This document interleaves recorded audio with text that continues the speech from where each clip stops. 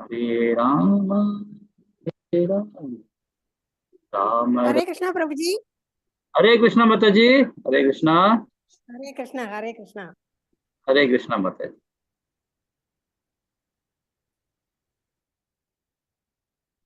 சரி, ஒரு சின்ன மங்களாச்சாரம் பண்ணிடலாம். ஹரே கிருஷ்ணா. ஓம் நமோ பகவதே வாசுதேவாய.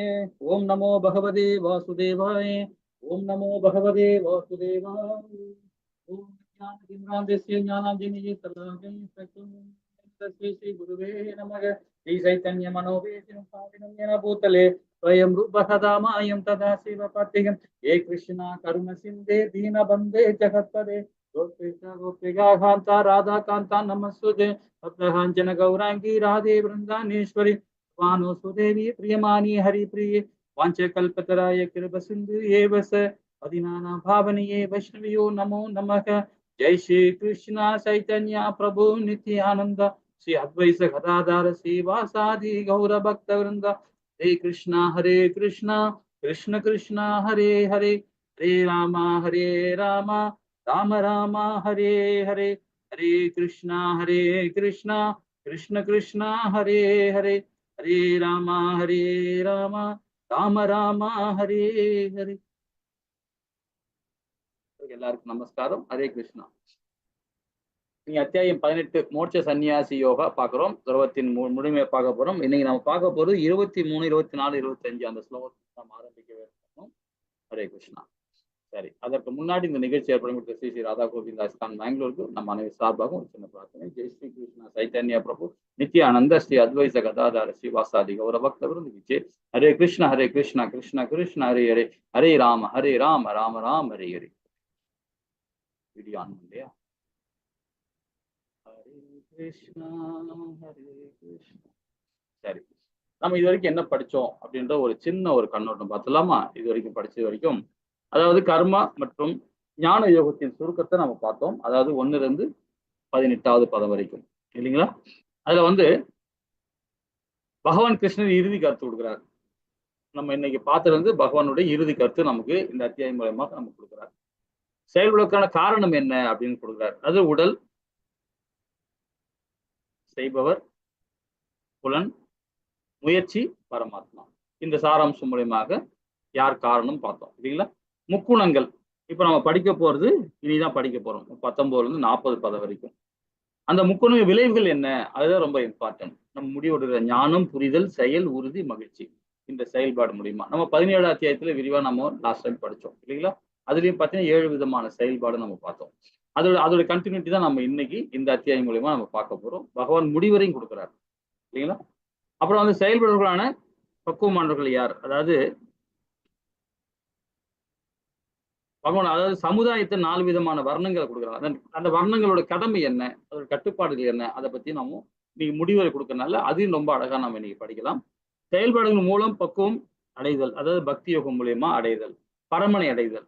இந்த சாராம்சம் மூலியமாக செயல்படும் பக்குவமானவர்கள் அந்த சாராம்சம் மூலியமா நம்ம பார்க்க போறோம். பகவானின்கான அன்பு, அதாவது 56ல இருந்து 66வது பதம் வரைக்கும். அதுல நம்பிக்கையின் ஒரு துளி ஒளி, அதை ஒரு குழின்னு சொல்ல, அது பகவான் கிருஷ்ணரின் மட்டுமே சரணடைதல். அந்த பகவான் கிருஷ்ணன் சரணடைதல பார்த்து நம்ம என்ன சொல்றது பாத்தீங்கன்னா, உன்னத அமைதி, மிக உயர்ந்த நித்திய தாமம் கிடைக்குது நமக்கு. அதே பாவ விலையிலிருந்து விடுதலை கிடைக்குது நமக்கு. அதே நம்பிக்கையான ஒரு ஒளின்னு சொல்லும்போது துளின்னு பார்க்கும்போது பாத்தீங்கன்னா, பின்பற்றுதல், பக்குவம் இல்லைங்களா? பின்பற்றலிருந்து நமக்கு இந்த சாராம்சமே பார்க்கணும். இறுதி விளைவு நமக்கு கொடுக்குறாரு. அதாவது இந்த அத்தியாயம் மூலியமாக, அதாவது 57 இருந்து 78வது பதம் வரைக்கும் அந்த அத்தியாயம், இந்த அத்தியாயத்துல அதுதான் ரொம்ப இம்பார்ட்டன்ட் ஸ்லோகா. சொல்ல போனா 56ல இருந்து ரொம்ப இம்பார்ட்டன்ட் ஸ்லோகா 78 வரைக்கும். யாரால இந்த பெற முடியும் இந்த ஞானத்தை? அதாவது இந்த ஸ்ரீமத் பகவத்கீதை யாரதான் விநியோகிக்கிறாங்க? அதை படிப்பவர் யார்? நம்பிக்கையுடன் கேட்பவர் யார்? உன்னத மங்கலம். பகவான் கடைசியா நம்மளுடைய சஞ்சயன் ரொம்ப அழகா நமக்கு விரிவா நமக்கு கொடுக்கிறார், முடிவுரை கொடுக்கிறார். இப்ப நாமும் ஸ்லோகத்துல போலாம்.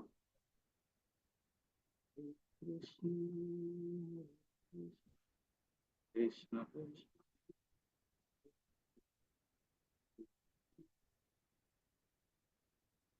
ஹரே கிருஷ்ணா.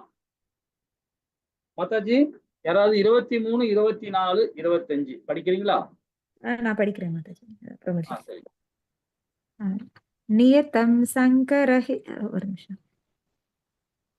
நியதம் சங்கரஹித மராக்வேஷதஹ கிருதம் அபல பிரேப் சுனா கர்ம யத்தத் சாத் விகமுச்யதே யத்து காமே சுனா கர்ம சாஹம்காரேண வா புனः கிரியதே பகுலாயாசம் தத்ராஜசமுத்தாஹ கிருதம் அனுபந்தம் ஷயம் ஹிம்சான பேஷ்ய ச பௌருஷம் மோகாதாரப்யதே கர்ம யத்தத் தாமசமுச்யதே.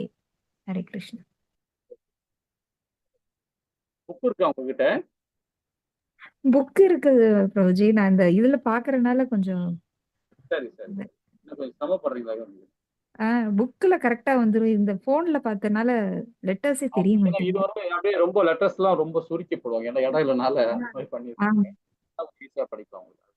சரி, இப்போ நாம 23, 24, 25 நம்ம ஏற்கனவே என்ன சொல்லியிருந்தோம் பாத்தீங்கன்னா, ஒரு சாராம்சமா பகவான் நம்ம கொடுக்கிறார். என்ன மாதிரி சாராம்சம் பாத்தீங்கன்னா, இந்த சத்துவகுணம், ரசோகுணம், தமோகுணம் இந்த பத்தி நம்ம படிச்சுன்னு வரோம். இதுல முக்கியமான விஷயம் என்னன்னு பாத்தீங்கன்னா, நம்ம எதுக்காக நம்ம இதை படிக்கிறோம்னு பாத்தீங்கன்னா, ஞானம், புரிதல், செயல், உறுதி, மகிழ்ச்சி இந்த 5 விதமான செயல் மூலியமா நம்ம பார்த்துக்கிறோம். இப்ப இதுல வந்து செயல்கள் மூலியமாக 3 வகையான செயல்கள், அதாவது இந்த இயற்கை முறையான அடிப்படையில் 3 வகையான செயல்கள் என்ன சொல்றது பாருங்க. இந்த சத்துவ குணத்தில் இருக்கவங்க என்ன செயல்படுறாங்க, அது 23வது பதம் சொல்லுது. எந்த ஒரு செயல் ஒழுங்குபடுத்தப்பட்டு பற்றின்றி வெறுப்பின்றி பலனை எதிர்பார்க்காமல் செய்யப்படுகிறதோ அதுவே சத்துவ குணத்தின் செயல் எனப்படுது. நம்ம எந்த மாதிரி செயல்படணும் அப்படின்னு பாத்தீங்கன்னா, பற்று இல்லாமல் செயல்படும். இது 3வது அத்தியாயத்திலே பகவான் ரொம்ப நம்ம அழகா தெளிவான கொடுத்திருந்தாரு இல்லைங்களா? கர்ம யுகத்துல படிச்சோம். அதே மாதிரி 7வது அத்தியாயத்திலும் 8வது அத்தியாயத்திலும் இதை பத்தி விரிவா கொடுத்தார். பக்தி யுகத்திலே பகவான் ரொம்ப விரிவா கொடுத்தார். எந்த ஒரு பக்தி செஞ்சா கூட சரி, நாம மோக பக்தி இல்லாம பிரேம பக்தியை நம்ம கொடுக்கணும், பகவானுக்கு கொடுக்கணும் அப்படின்னு சொல்லணும். அதாவது பக்தி கூட மோகம் இல்லாம பகவானுக்கு கொடுக்கணும்னு சொல்லி படித்தோம். ஸோ அப்படிப்பட்ட நிலையில இருக்கும்போது நாம என்ன மாதிரி செயல்படணும் பாருங்க. எந்த பலனுமே பகவானுக்கு கூட பலனை எதிர்பார்க்க கூடாது. பகவானுக்கு கூட பலனை எதிர்பார்த்து வேண்டக்கூடாது. வேண்டாவே அதுவே வந்து மோகத்துடன் போகுது இல்லைங்களா? ஸோ இது 23வது பதம் நமக்கு அந்த செயலை கொடுக்குது. 24 பாருங்க, ரசோகுணத்தில் உள்ள செயல்பாடு. ஆனால் எந்த ஒரு செயல் ஆசைகளை திருப்தி செய்வதற்காக பெரும் முயற்சியுடன் அகங்காரத்துடன் செய்யப்படுகிறதோ அந்த செயல் ரசோகுணத்தில் செயல் என்று கூறப்படுகிறது. இப்ப நம்ம 17 அத்தியாயத்துல இதை பத்தி விரிவா படிச்சோம். அதாவது நம்மள என்ன பார்த்தோம் பாத்தீங்கன்னா, நம்பிக்கை வழிபாடு, தானம் பத்தி படிச்சோம். உணவு இப்படி நம்ம என்ன மாதிரி உணவு உட்கொள்ளணும் அதெல்லாம் பத்தி படிச்சோம் இல்லைங்களா? அது 7 விதமான செயல்பாடு. இங்க 5 விதமான செயல்பாடுக்கு இந்த குணத்துல, இந்த ரசோகுணத்துல இருக்கும்போது இந்த மாதிரி வரும். அதே ரசகுணத்துல இருக்கும் என்ன பண்ணுவான், அது உணவு உட்கொள்றதை பாத்தீங்கன்னா சூடா சாப்பிடுறது, புளிப்பா இருக்கும், உப்பு நுரைந்தது, இந்த மாதிரி ஐட்டமா அவர் சாப்பிடுற ரசகுணம் சொன்னோம். ஆனா இந்த இடத்துல பாத்தீங்கன்னா இந்த பதத்துல என்ன சொன்னாரு, ஆனா அந்த எந்த ஒரு செயலையுமே ஆசைகளை திருப்தி செய்வதற்காக, புலன்களுக்கு திருப்திக்காக செய்வாங்க. புலன் திருப்திக்காக செய்யும் போது பாத்தீங்கன்னா அப்ப பௌதிகத்துல நிறைய வந்து உழைக்க வேண்டியிருக்கும், நிறைய கடுமையா வேலை பார்க்க வேணும். ஏன்னா பணம் தேவை இல்லையா, பணம் சம்பாதிக்கணும் அப்படின்னு நினைப்பாங்க. 2வது என்னன்னு பண்ணா அந்த பணத்தை அடையும் போது பாத்தீங்கன்னா என்ன ஒண்ணா தப்பு பண்ண ஆரம்பிச்சிருவாங்க. தப்பு நிறைய செய்ய ஆரம்பிச்சிடும், கொலை கூட பண்ணுவாங்க இந்த ரசோகுணத்துல. ஏன்னா அது அகங்காரம் வந்துடும். அகங்காரம் வந்துச்சுன்னா எந்த எல்லைக்கு ஒன்னாலும் போக ஆரம்பிச்சிருவாங்க இல்லைங்களா? எல்லாருக்கும் அப்படித்தானே. அகங்காரம் கோபம் வந்துச்சுன்னாவே என்ன செய்யணும் தெரியாம தப்பு தப்பா பேசி தப்பு தப்பா செயல்பட நினைப்பாங்க இல்லைங்களா? இது ரசோகுணம். அதே தமோ குணத்துல என்ன சொல்ற அப்படின்னா, எந்த ஒரு செயல் எதிர்கால பந்தத்தையும் மற்றவர்களுக்கு இழைக்கப்படும் துன்பத்தையும் கருத்தில் கொள்ளாமல் சாஸ்திரங்களை புறக்கணித்து மயக்கத்தில் செய்யப்படுகிறதோ அந்த செயல் தமோ குணத்தில் செயலாக கூறப்படுகிறது. இந்த பதத்துல இது வந்து பாத்தீங்கன்னா தமோ குணத்தோட செயல்பாடு. எதிர்காலம் பாதிக்கமடையுமே. இந்த இப்போ ஒரு குடும்பத்தை நம்ம நாசம் பண்ணோம்னா அந்த எதிர்காலம் என்ன ஆகும், அந்த குடும்பத்தில் உள்ளவங்க எல்லாருக்கும் பிரச்சனை வரும் இல்லைங்களா? இப்போ அர்ஜுனனை வந்து என்ன பண்றாரு, வாரில் நடக்கும்போது சண்டை வரும்போது பாத்தீங்கன்னா நம்ம சைடு படையில உள்ளவங்களும் சரி, எதிர்நாட்டு படைகளும் சரி, யாராவது இறந்து போனாங்கன்னா குடும்பம் பாரம்பரிய கெட்டு போயிடும்னு முதல் அத்தியாயத்தை நம்ம விரியாதை பத்தி படிச்சோம். சோ அந்த சத்துவ குணத்திலும் செயல்பாடு. ஆனா இதே வந்து தமோ குணத்துல இருக்கும்போது அதை பத்தி கவலைப்படவே மாட்டாங்க, துன்பத்தை தான் கொடுப்பாங்க அவங்களுக்கு. அந்த சாஸ்திர விதிகளையும் ஃபாலோ பண்ண மாட்டாங்க. சோ இந்த மாதிரி செயல்பாடு வந்து பாத்தீங்கன்னா நமக்கு வந்து ரசோகுணம் தான். இப்ப இதோட சாராம்சம் என்ன சொல்லுது? முக்குணங்களுக்கு ஏற்ப செயல்கள் நம்முடைய கர்மா. அதை பத்தி தான் நம்ம இப்ப படிச்சோம். அதோட விளக்கம் இன்னும் கொஞ்சம் பார்க்கலாம். இன்னும் தெளிவா நம்ம என்ன சொல்ல வராங்க. அதுல உள்ள அந்த ஸ்லோகத்துல உள்ள கருத்து தான் இங்க சொல்லப்படுறாங்க. சத்துவகுணம் சொல்லப்படும் பார்த்தீங்கன்னா ஒழுங்குபடுத்தப்பட்டு. இப்ப நாம ஒரு கேள்வியா கேட்போம். ஏன்னா முடிவுரை கொடுக்கிறார் பகவான் இந்த அத்தியாயம். இனி நம்ம வந்து லெவல் 2ல இருந்து நம்ம லெவல் 3க்கு போறோம். அதனால வந்து உபநிஷங்கள் நிறைய படிக்கும்போது இதை நல்லா சரியா நம்ம மண்டையில ஏத்திக்கலாம். ஆன்மீக ஞானத்தை நல்லா விருத்திப்படுத்திக்கலாம். சரி, இந்த சத்துவ குணத்துல இருந்து ஒழுங்குபடுத்தப்பட்டு அப்படின்னு சொல்லப்படுறாங்க. என்னத்தை ஒழுங்குபடுத்தப்படணும்? நம்மள சத்துவ குணத்துல இருக்கும் எப்படி ஒழுங்குபடுத்துவாங்க? எதை ஒழுங்குபடுத்தணும்? யாராவது சொல்ல முடியுமா? எல்லாரும் கொஸ்டின் பதில் சொல்லுவோம். ஹரே கிருஷ்ணா. அது ஒழுங்கப்படுத்தப்பட்டுள்ளது அப்படின்னா ஃபர்ஸ்ட் டிசிப்ளின், அப்புறம் ரூல்ஸ் அண்ட் ரெகுலேஷன்ஸ் வேதங்கள்ல சொல்லப்பட்டுள்ளது, அப்புறம் வந்து ஸ்டார்ட் ஃப்ரம் எவ்ரி ஆக்டிவிட்டி. எந்த செயலை செஞ்சாலும் அது எந்த விதமான செயலாக இருந்தாலும் சரி, அதுல ஒரு முறை, அதனால அந்த செயல்னால நமக்கு விளையக்கூடிய நன்மை தீமைகள், இதனால மற்றவாளுக்கு விளையக்கூடிய தீமைகள் ஏதாவது இருந்தாலும் கருத்துல வச்சுண்டு அந்த செயலுக்கு ஏற்ற மாதிரி வேதங்களுக்கு சொல்லப்பட்டுள்ள சட்ட திட்டங்களுக்கு வரையெடுக்கப்பட்டுள்ள மெத்தட்ல தான் அது பண்ண வழிய நமக்கு ஃப்ரீடம் இருக்கு, என்கிட்ட பணம் இருக்கு, என்கிட்ட அறிவு இருக்குன்னு சொல்லி யாருமே எந்த காரியத்தையும் இஷ்டத்துக்கெல்லாம் பண்ணக்கூடாது. பண்ண பிரச்சனை தான் முடியும். ஸோ இது ஒழுக்கம்னா, இது ஒழுங்கப்படுத்தப்பட்டுள்ளதுன்னா யாருக்கும் பிரச்சனை வராம, தனக்கும் பிரச்சனை வராம, ப்ரொசீஜர் ப்ராசஸ்ல சொல்லப்பட்ட வேதங்களுடைய கடமைகளுக்கு அந்த இன்ஸ்ட்ரக்ஷனுக்கு ஏத்த மாதிரி ஃபாலோ பண்ணி பகவான் சொன்ன மெத்தட்ல பண்ணி தான் பண்ணேன்ற எண்ணம் இல்லாம, இது ஏற்கனவே சொல்லப்பட்டதுதானே பண்ணிட்டு இருக்கோம், அந்த தற்பெருமை எல்லாம் பேசாம வேலையை பண்ணினோம், கடமையை செஞ்சோம், சாப்பிட்டோம், தூங்கினோம், அடுத்த கட்டத்துக்கு மூவ் ஆகும். பெருமை பீத்திட்டு நாம பண்ணின சக்சஸ் ஸ்டோரிஸை சொல்லிட்டு இருக்கிறத விட்டுட்டு அடுத்த கட்டத்துக்கு மூவ் ஆகணும். நாம அந்த பாஸ்ட விட்டுட்டு பிரசன்ட்ல என்ன நடக்குதுன்றத பார்த்துட்டு ஃபியூச்சரை பத்தி கவலைப்படாம நம்ம கடமைகளை, திறமைகளை நல்லா மேம்படுத்திட்டு போறதுதான் ஒழுங்கப்படுத்தப்பட்டுள்ளது எனக்கு தோன்றது. ஹரே கிருஷ்ணா. நிறைய விஷயங்கள் சொன்னீங்க. நிறைய விஷயங்கள்.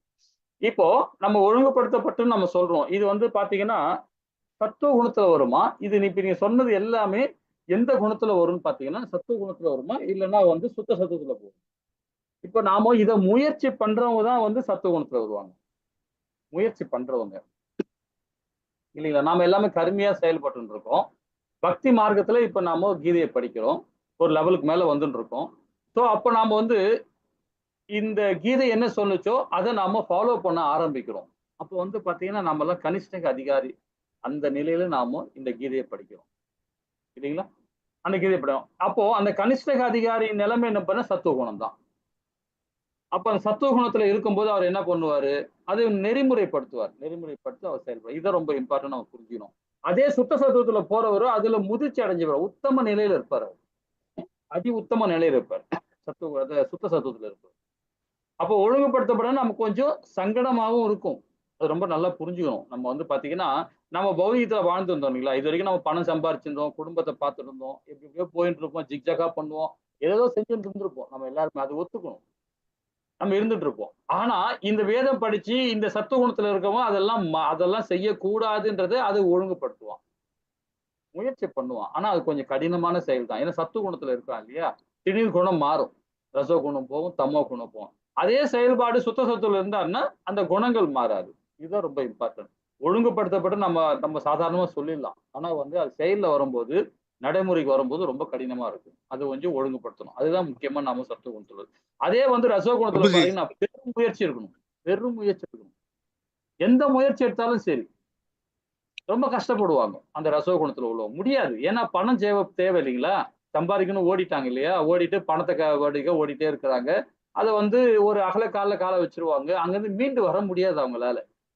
ஒரு பிசினஸ், ஒரு பெரிய ஒரு சாம்ராஜ்யம் உருவாக்கிட்டு பெரிய நிர்வாகம் உருவாக்கிட்டு அதுல ஒரு 200 பேர், 300 பேர், 50 பேர், 10 பேர், 20 பேர் வேலை செய்யற மாதிரி ஒரு கம்பெனி நிர்வாகம் பண்ணிட்டாங்கன்னா அதை டக்குன்னு க்ளோஸ் பண்ணாங்கன்னா அத்தனை குடும்பங்கள் வீணா போடுமேன்னு கொஞ்சம் யோசனை பண்ணுவாங்க. ஏன்னா ரசோ குணத்தோட பெரும் முயற்சி எடுப்பாங்க. அதுல வந்து பாத்தீங்கன்னா தப்பாவும் இருக்கும், சரியாவும் பண்ணுவாங்க சில நேரத்துல. ஏன்னா பக்தி மார்க்கத்துல வரும்போது. என்ன சொல்ல வந்தீங்க பிரபு? பிரபுஜி, எனக்கு இந்த ஒழுங்கப்படுத்தப்பட்ட சத்துவ குணத்திலேயே எனக்கு இன்னொன்னு, இந்த அப்போ ஒழுங்கப்படுத்தப்பட்டது தன்னை ஒழுங்கப்படுத்தப்பட்டுக்கிறது, தன்னை தான் படுத்திக்கிறது. சத்துவ குணத்துல இருக்கிறவா தன்னை தான் படுத்திப்பா, தன்னை தான் பெட்டர் பண்ணிப்பா, தன்னை இம்ப்ரூவ் பண்ணிப்பா, தன்னை மாத்திப்பா, தன்னை தான் முதல்ல பாக்குறா. செல்ஃபா தன்னை தானே பார்த்துப்பா. மத்தவாளை பாக்குறத விட்டுட்டு அவளை அவளை பாக்குறது நாம ரிஃப்ளெக்ட் தானே பண்றோம் அவளை. ஆமா ஒருத்தர் வந்து தவறாக பேசினாலும் அது அது நம்மளையே திட்டினா கூட நம்மள தானே திட்டுறான், அதுல ஒரு காரணம் இருக்குன்னு சொல்லி தன்னை பார்த்துக்கிறது தான் சத்துவ குணம் தான். சத்துவ குணம்னா சுத்த சத்துவத்துல, அப்ப சுத்த சத்துவத்துல என்ன பார்ப்பான்னா, அவ எப்படி பிரபுஜி இருப்பாரு? எனக்கு ஒரு டவுட் இருக்கு. சத்துவ குணத்துல இப்ப ஒழுங்கப்படுத்தப்பட்டுள்ளது எல்லாம் இருக்கும். நாம சுத்த சத்துவம் போயிட்டோம்னா நாம பிரத்தியான ஒழுங்கப்படுத்துறதுக்கும் போக மாட்டோம். நாம தான் நல்லா இருக்கோன்றது பெருமை இருக்காது. இதை பத்தின கவலையே இருக்காது. யாரை பத்தி கவலைப்பட மாட்டோமே நாம. அவன் மனம் போயிட்டு போறான்பா. அவனுக்கு நேரம் வரும்போது அவன் புரிஞ்சு பார்ப்பா. அவனை போய் மாத்துறேன், இவனை மாத்துறேன், அவனை மாத்துறேன்னு போகாம நம்ம வேலையை பார்ப்போமா? எப்படி பிரபுஜி இந்த சுத்த சத்துவத்திலயும் சத்துவத்திலயும் கொஞ்சம் சொல்லுங்க. எனக்கு வந்து கொஞ்சம் எனக்கு டவுட்டா இருக்கு. மத்தவங்களுக்கு எப்படி தெரியல எனக்கு. இப்போ சத்துவத்துல இருக்கும்போது பாத்தீங்கன்னா, சத்துவகுணத்துல இருக்கிறவங்க அந்த ஃபாலோ பண்றதுனால கொஞ்சம் கடினமா தான் இருக்கும் செயல்பாடு வந்து. ஆனா சுத்த சத்துவத்துல இருக்கவங்க எப்படி பாருன்னா, அந்த அந்த கடுமையான நிலையிலிருந்து மத்தியம நிலை அதிகாரிக்கு போறாங்க. மத்தியம நிலை அதிகாரிக்கு போகும்போது, அந்த கனிஷ்டக அதிகாரின்னு சொல்றது ஆரம்ப நிலை சத்துவ குணத்துல உள்ளவன். அவன் அந்த ஒழுங்குபடுத்த அந்த வேதங்களையும் சாஸ்திரங்களையும் படிச்சு அதை செயல்பட ஆரம்பிக்கிறார் பாத்தீங்களா? அப்ப அந்த ஒழுக்க நெறிமுறையை ஃபாலோ பண்ணுவார். அதாவது நம்ம 12வது படிச்சது மாதிரிதான். அதாவது களங்கமற்ற பக்தி பார்த்தோம். அப்புறம் வந்து பாத்தீங்கன்னா சாதனா பக்தின்னு சொல்லப்படுது. அதுக்கப்புறம் வந்து நம்ம சாதனா பக்தி எப்படி சாதனா பக்தினா ஒழுக்க நெறிமுறையை நம்ம அதை ஃபாலோ பண்ணோம். அப்ப நிஷ்காம கர்மயோக பக்தி கர்மயோகத்தை பண்றோம். சகாம கர்ம யோகத்தை பண்றோம். அப்புறம் ஞான யோகத்தை பண்றோம். புத்தி இந்த மாதிரி ஒரு 6 நிலையை நம்ம படிச்சோம் இல்லைங்களா? அதை நம்ம ஒழுங்குபடுத்தும் போதுதான் சத்துவ குணத்துல கொஞ்சம் சிரமமா இருந்தாலும் அதை நாம முயற்சி பண்ணி பெரும் முயற்சி எடுத்து பண்ணிட்டே இருக்கும்போது பாத்தீங்கன்னா நம்ம குணங்கள் ரசோ குணத்திலையும் தமோ குணத்திலையும் மாறாம இருக்கும்போது சத்துவ குணத்திலேயே நம்ம டிராவல் ஆனா பகவான் நம்மளை வழி நடத்துறார். அப்போ மத்தியம அதிகாரியா நம்ம வரோம். மத்தியம அதிகாரின்னு சொல்லும் போது பாத்தீங்கன்னா அவங்களோட செயல்பாடு எப்படி இருக்கு பாத்தீங்கன்னா, இப்ப நீங்க சொன்னீங்க பாத்தீங்களா, யாரை பத்தி கவலைப்பட மாட்டாங்க. ஆனா கவலைப்பட மாட்டாங்கன்னா அவங்க உள்ள விஷயத்துல உள்ள போக மாட்டாங்க. அவங்களுடைய செயலுக்கு அவங்களோட செயலை இப்படி செய், இதை செய்யணும் ஒரு கமாண்டிங் பவர் கொடுக்க மாட்டாங்க. கமாண்டிங் கொடுக்க மாட்டாங்க. வேதங்களே இது கொடுக்கப்பட்டிருக்கு, இதை நீ செய்ய முடியுமான்னு பாரு அப்படிதான் சொல்லுவாங்க. பட்டும் படாதமா. ஏன்னா அந்த அந்த அந்த சொல்ல வேண்டிய இடத்துல கரெக்டா சொல்லிடுவாங்க. அது அவர் எடுத்துக்கிறதா எடுக்கலையான்றது அது அவருடைய சாய்ஸ். அதுதான் மத்தியம அதிகாரியுடைய செயல். அதே உத்தம அதிகாரியா போயிட்டாருன்னு வச்சுங்களேன், அவருடைய இதுவே வந்து அது எப்படி சாது சங்கத்திற்குள்ள தொடர்பு இருந்ததுனால சாது சங்கத்து நிலையில அவர் வந்துருவார். சமாதி நிலையில வந்துருவார் உத்தம அதிகாரியா சார். சோ அவருடைய செயல்பாடு எப்படி இருக்குன்னு பாத்தீங்கன்னா, இங்க நீ இதை செய் அப்படின்னு கமெண்டிங் கொடுக்குறாரு பாத்தீங்களா, அந்த நிலை என்ன. அதே உத்தம அதிகாரியா இருக்கும்போது அவர் இதை செய்யக்கூடியவரான்னு முதல்ல தீர்மானிப்பார் உத்தம அதிகாரி. அது அவர் அந்த செயலை சொன்னா அவர் செய்யக்கூடியவரா அப்படின்னு பார்ப்பார். அவர் செய்ய மாட்டாருன்னா அவர்கிட்ட எதுவுமே பேச மாட்டார். சைலண்டா வந்து ஒரு செயலுக்காக நான் சொல்றேன். அவரை பத்தி பேசவே மாட்டார், தொடவே மாட்டார். ஏன்னா அவங்களுடைய உடல்ல வந்து பாத்தீங்கன்னா 9 விதமான ஹோல் இருக்கு, 7 விதமான சக்கராஸ் இருக்கு. அந்த பொலிவு தெரியும் முகத்துல அவங்களுக்கு. சத்துவ குணத்துல இருக்கும் போதும் ரசோ குணத்துல இருக்கும் போதும் தமோ குணத்திலும் அந்த பொலிவு தெரியும். அதை யாரு கண்டுபிடிப்பா? உத்தம அதிகாரியோட செயல்பாடு. ஏன்னா பகவான் அவரை வழி நடத்துறார். பகவான் வழி நடத்துறார். சத்துவ குணத்தில் இருக்கும்போதே பகவான் வந்து இந்த சாஸ்திரம் மூலியமா நம்ம வழி நடத்துறாரு. அதே மத்தியம அதிகாரியை போகும்போது பாத்தீங்கன்னா அப்ப நம்மளுக்கு வந்து பாத்தீங்கன்னா நிறைய விஷயங்கள் அவர் தான் நம்மளை கொடுத்துட்டே இருப்பார். அப்ப இந்த குணங்கள் நம்ம கிட்ட வராது. சத்துவ குணம், ரசோ குணம், தமோ குணம் இது நம்ம கிட்ட அண்டாம இருக்கும். அப்ப அவங்க செயல்பாடு முழுக்க 100% வந்து பாத்தீங்கன்னா பக்தி மார்க்கத்துல இருப்பாங்க. 100%. ஒரு காலை எடுத்து வச்சாலே கிருஷ்ணான்னுவாங்க, உட்கார்ந்தாலும் கிருஷ்ணான்னுவாங்க, எழுந்தாலும் கிருஷ்ணான்னுவாங்க. ராதே கிருஷ்ணா ராதே கிருஷ்ணா இப்படியே சொல்லிட்டே இருப்பாங்க அவங்களோட செயல்பாடு. இப்ப நம்ம ஒரு சூரியனை பத்தி நம்ம படிச்சிருக்கோம். ஆரம்பத்துல நம்ம படிச்சிருக்கோம். அந்த கீதையை படிக்கும்போது ஆரம்பத்தில் படிச்சிருக்கோம். ஒரு சூரியனோட விட்டத்தை நம்ம சூரியனோட அந்த ஒளி கதிர் இருக்கு பாத்தீங்களா, அந்த கதிர் நம்ம மேல படுறதே வந்து கனிஷ்டக அதிகாரி. அந்த ஒளி வந்து எங்க இருந்து வருது, அந்த சூரியனோட விட்டம் என்ன அப்படின்னு ஆராயிரம் பாருங்க. அது நம்ம என்னன்னு சொல்லுவோம்? மத்தியம அதிகாரி. அதே சூரியனுக்குள்ள என்ன இருக்கு, அந்த அந்த அந்த இடம் என்ன, அது பரமாத்மாவோட ரூபம். அந்த ரூபத்தை உணர்றான் பாருங்க. அப்பதான் பிரம்ம நிலை அடையலாம். இது வந்து உத்தம அதிகாரியுடைய செயல். இது இது இந்த சத்துவகுணத்துல இருக்கிறவங்க அது ஒழுங்குபடுறது முயற்சி எடுப்பாங்க.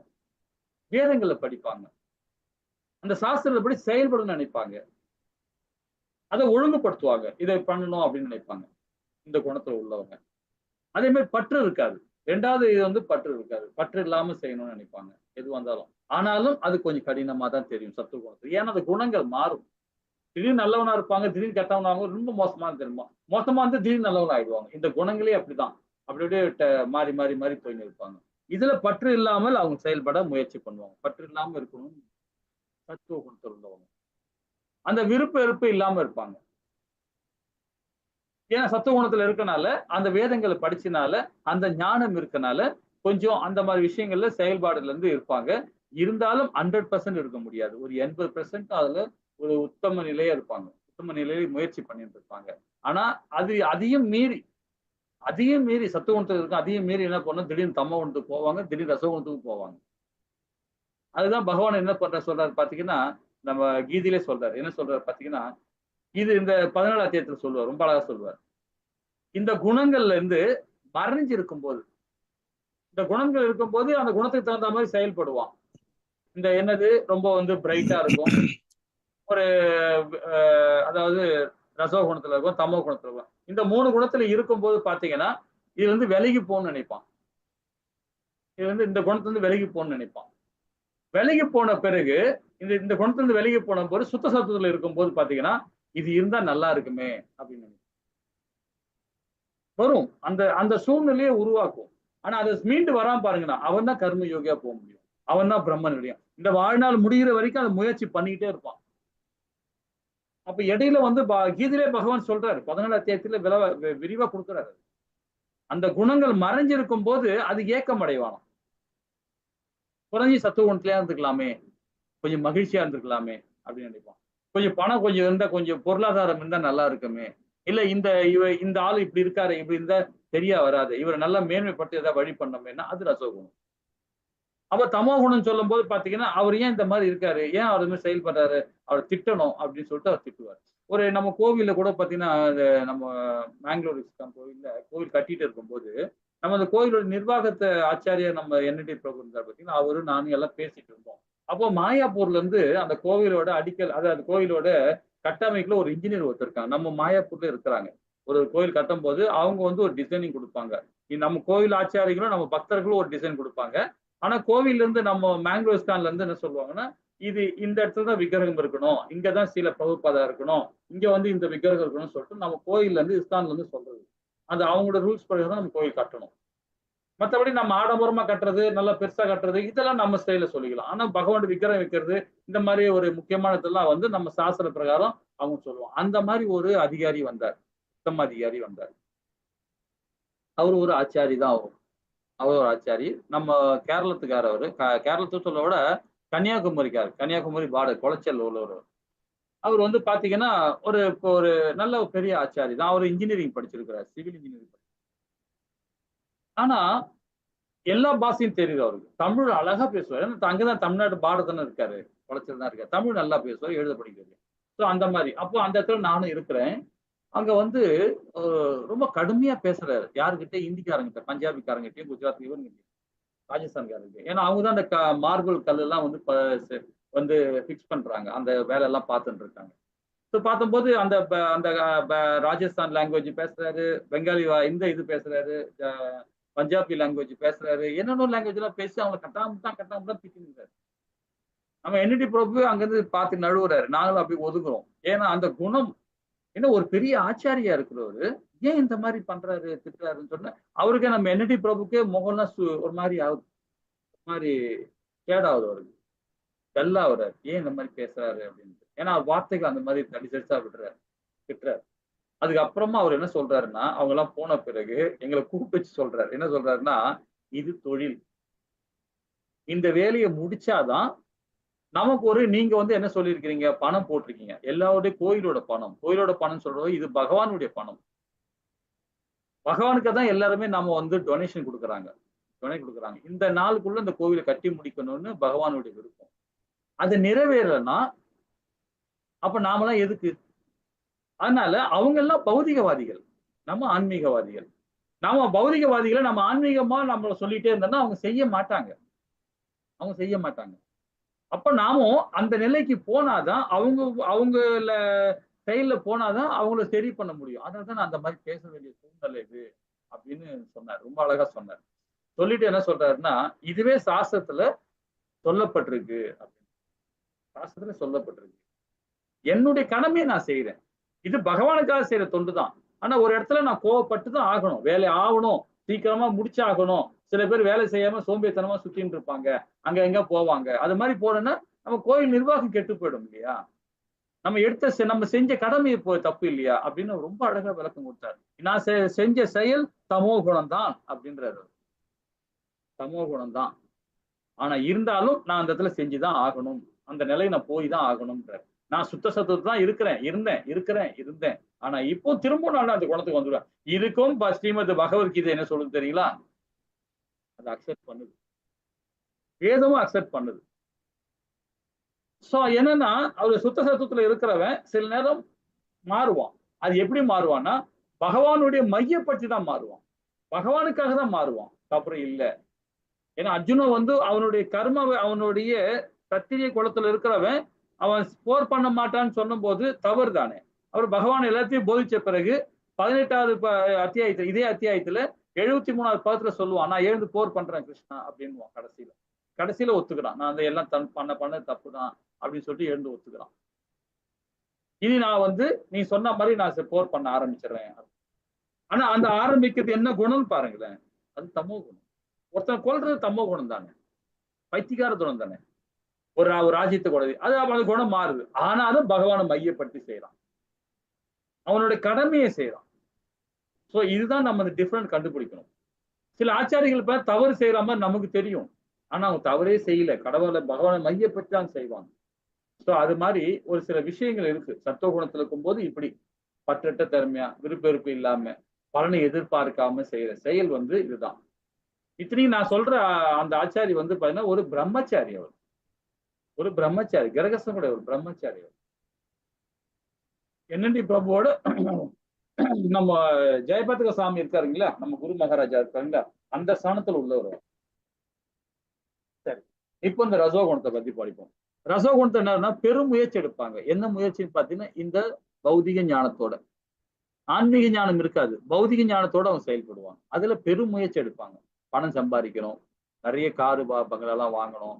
அதனால வந்து அந்த மாதிரி அந்த முயற்சி எடுப்பாங்க. அவங்ககிட்ட நீங்க 1 ரூபா கொடுத்து பாருங்க, அதே அடுத்த வருஷம் பாத்தீங்கன்னா அது 1 லட்சமா வச்சிருப்பாங்க கையில. அந்த மாதிரி செய்வாங்க. ஆனா எப்படி வருதுன்னு அதெல்லாம் அவங்க பார்க்க மாட்டாங்க. தப்பா செய்வாங்க.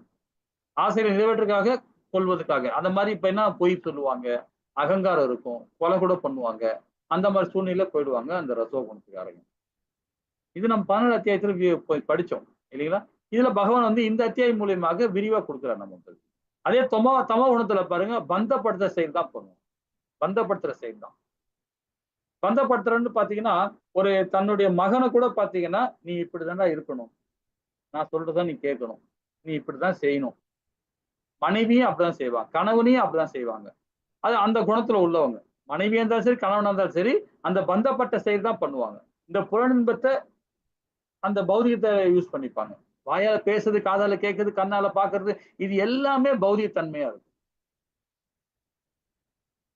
அவங்களோட செயலும் எந்த செயலுமே சரி, பேசுற வார்த்தைகளும் சரி, எல்லாமே அழியக்கூடிய செயலா இருக்கும். நம்ம துன்பப்படுத்துற மாதிரி செயலா இருக்கும். அவங்க ஒரு செயல் தானே மற்றவங்களுக்கு ரொம்ப இடைஞ்சல் தான். என்னைக்குமே விளைஞ்சு கொடுத்துனே இருப்பாங்க. எதிர்கால வினைகளை கருதாம இருக்க மாட்டாங்க. இதனால பிரச்சனை பின்னாடி வருமே, அதை போய் எதிர்பார்க்கவே மாட்டாங்க.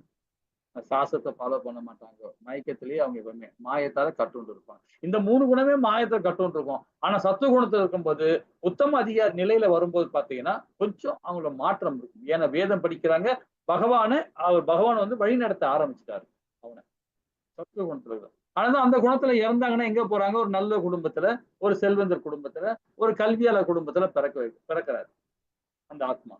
இது நாம 6வது அத்தியாயத்துல இதை பத்தி படிச்சிருக்கோம் இல்லைங்களா? ஹரே கிருஷ்ணா. சரி, இப்ப நாம அடுத்த ஸ்லோகத்துல போலாம். 26, 27, 28. மாதாஜி, ஹரே கிருஷ்ணா. மாதாஜி,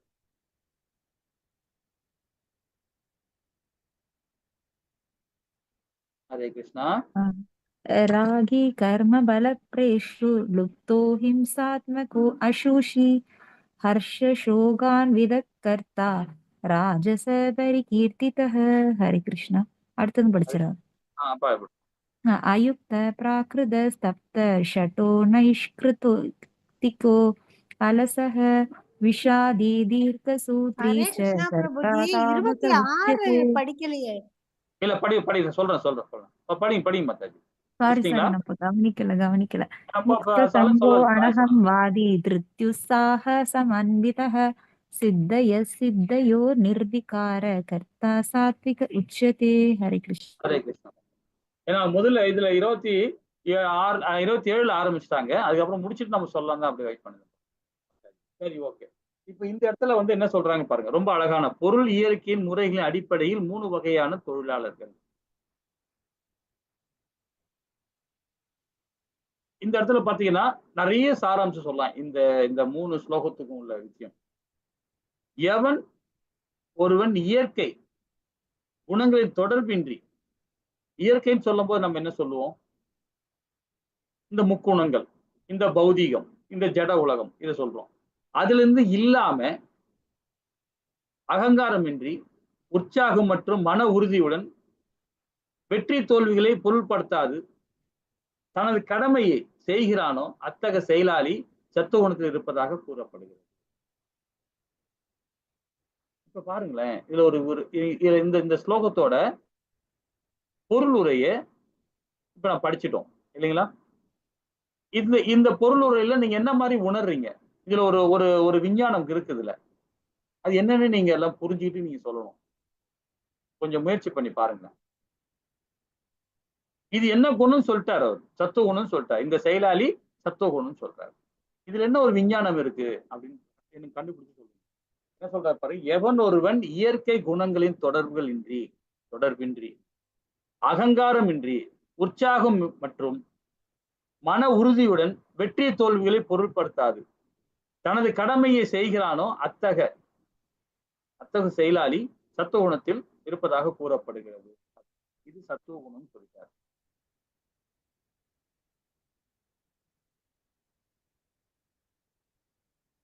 ஏதாவது விளக்கம் கொடுக்க முடியுமா? ஃபர்ஸ்ட்லயே ஒரு 2 லைன்லயே இருக்கு, அதோட விளக்கம் இருக்கு. உன்னிப்பா ஹரே கவனிச்சீங்கன்னா கிருஷ்ணா உங்களுக்கு தெரியும். பிரபுஜி. சொல்லுங்க மாதாஜி. ஹரே கிருஷ்ணா. சொல்லுங்க ஹரே கிருஷ்ணா மாதாஜி. அதாவது இயற்கை குணங்களின் தொடர்பின்றினா வெளிப்புற தாக்குதல், அதாவது வீட்டுல அண்ணன் தம்பி அல்லது மத்தவங்க சுற்றார் எல்லாருடைய இதுவும் இதை செய்ய அதை செய்யன்னு ஏதாவது நிர்பந்தம் பண்றாப்புல ஏதாவது இருக்கும். அதுக்கெல்லாம் மயங்காம நான் செய்யறது கடவுளுக்காக செய்யறேன், நான் இது பண்றேன், என்னுடைய கடமையை நான் செய்யறேன் அப்படின்னா பிரபுஜி அர்த்தம். சரி, உங்க நிலை வந்து இப்படி சொல்லிட்டீங்க இல்லைங்களா? சரி, வேற யாராவது சொல்ல முடியுமா? பதில் சொல்ல முடியுமா? மாதாஜி இந்த ஸ்டாண்ட் எடுத்துக்கிறாங்க. பிரபுஜி எனக்கு என்ன தோன்றதுன்னா முக்குணங்களும் தெரியும் அவருக்கு. இந்த இதுல இருக்கிறவருக்கு முக்குணங்களும் தெரியும், எந்த குணத்துல இருக்குன்றதும் தெரியும், அந்த குணத்துக்கு வரும்போது என்னென்ன கான்சிக்வன்ஸ் வரும்ன்றதும் தெரியும். ஆனா அந்த தொடர்பு ஏற்படுத்திக்க மாட்டாரு. ஓஹோ, இப்ப நான் இந்த இந்த இந்த குணத்துல அவன் பேசிட்டு இருக்கான், இல்ல இந்த குணத்துல நான் இருக்கேன் இப்போ அப்படின்றத தன்னை அறிஞ்சுக்கிறதுனால அதனோட இணைக்கிறது இல்லை. இப்ப அறியாதனால தானே இணைஞ்சு போறோம்.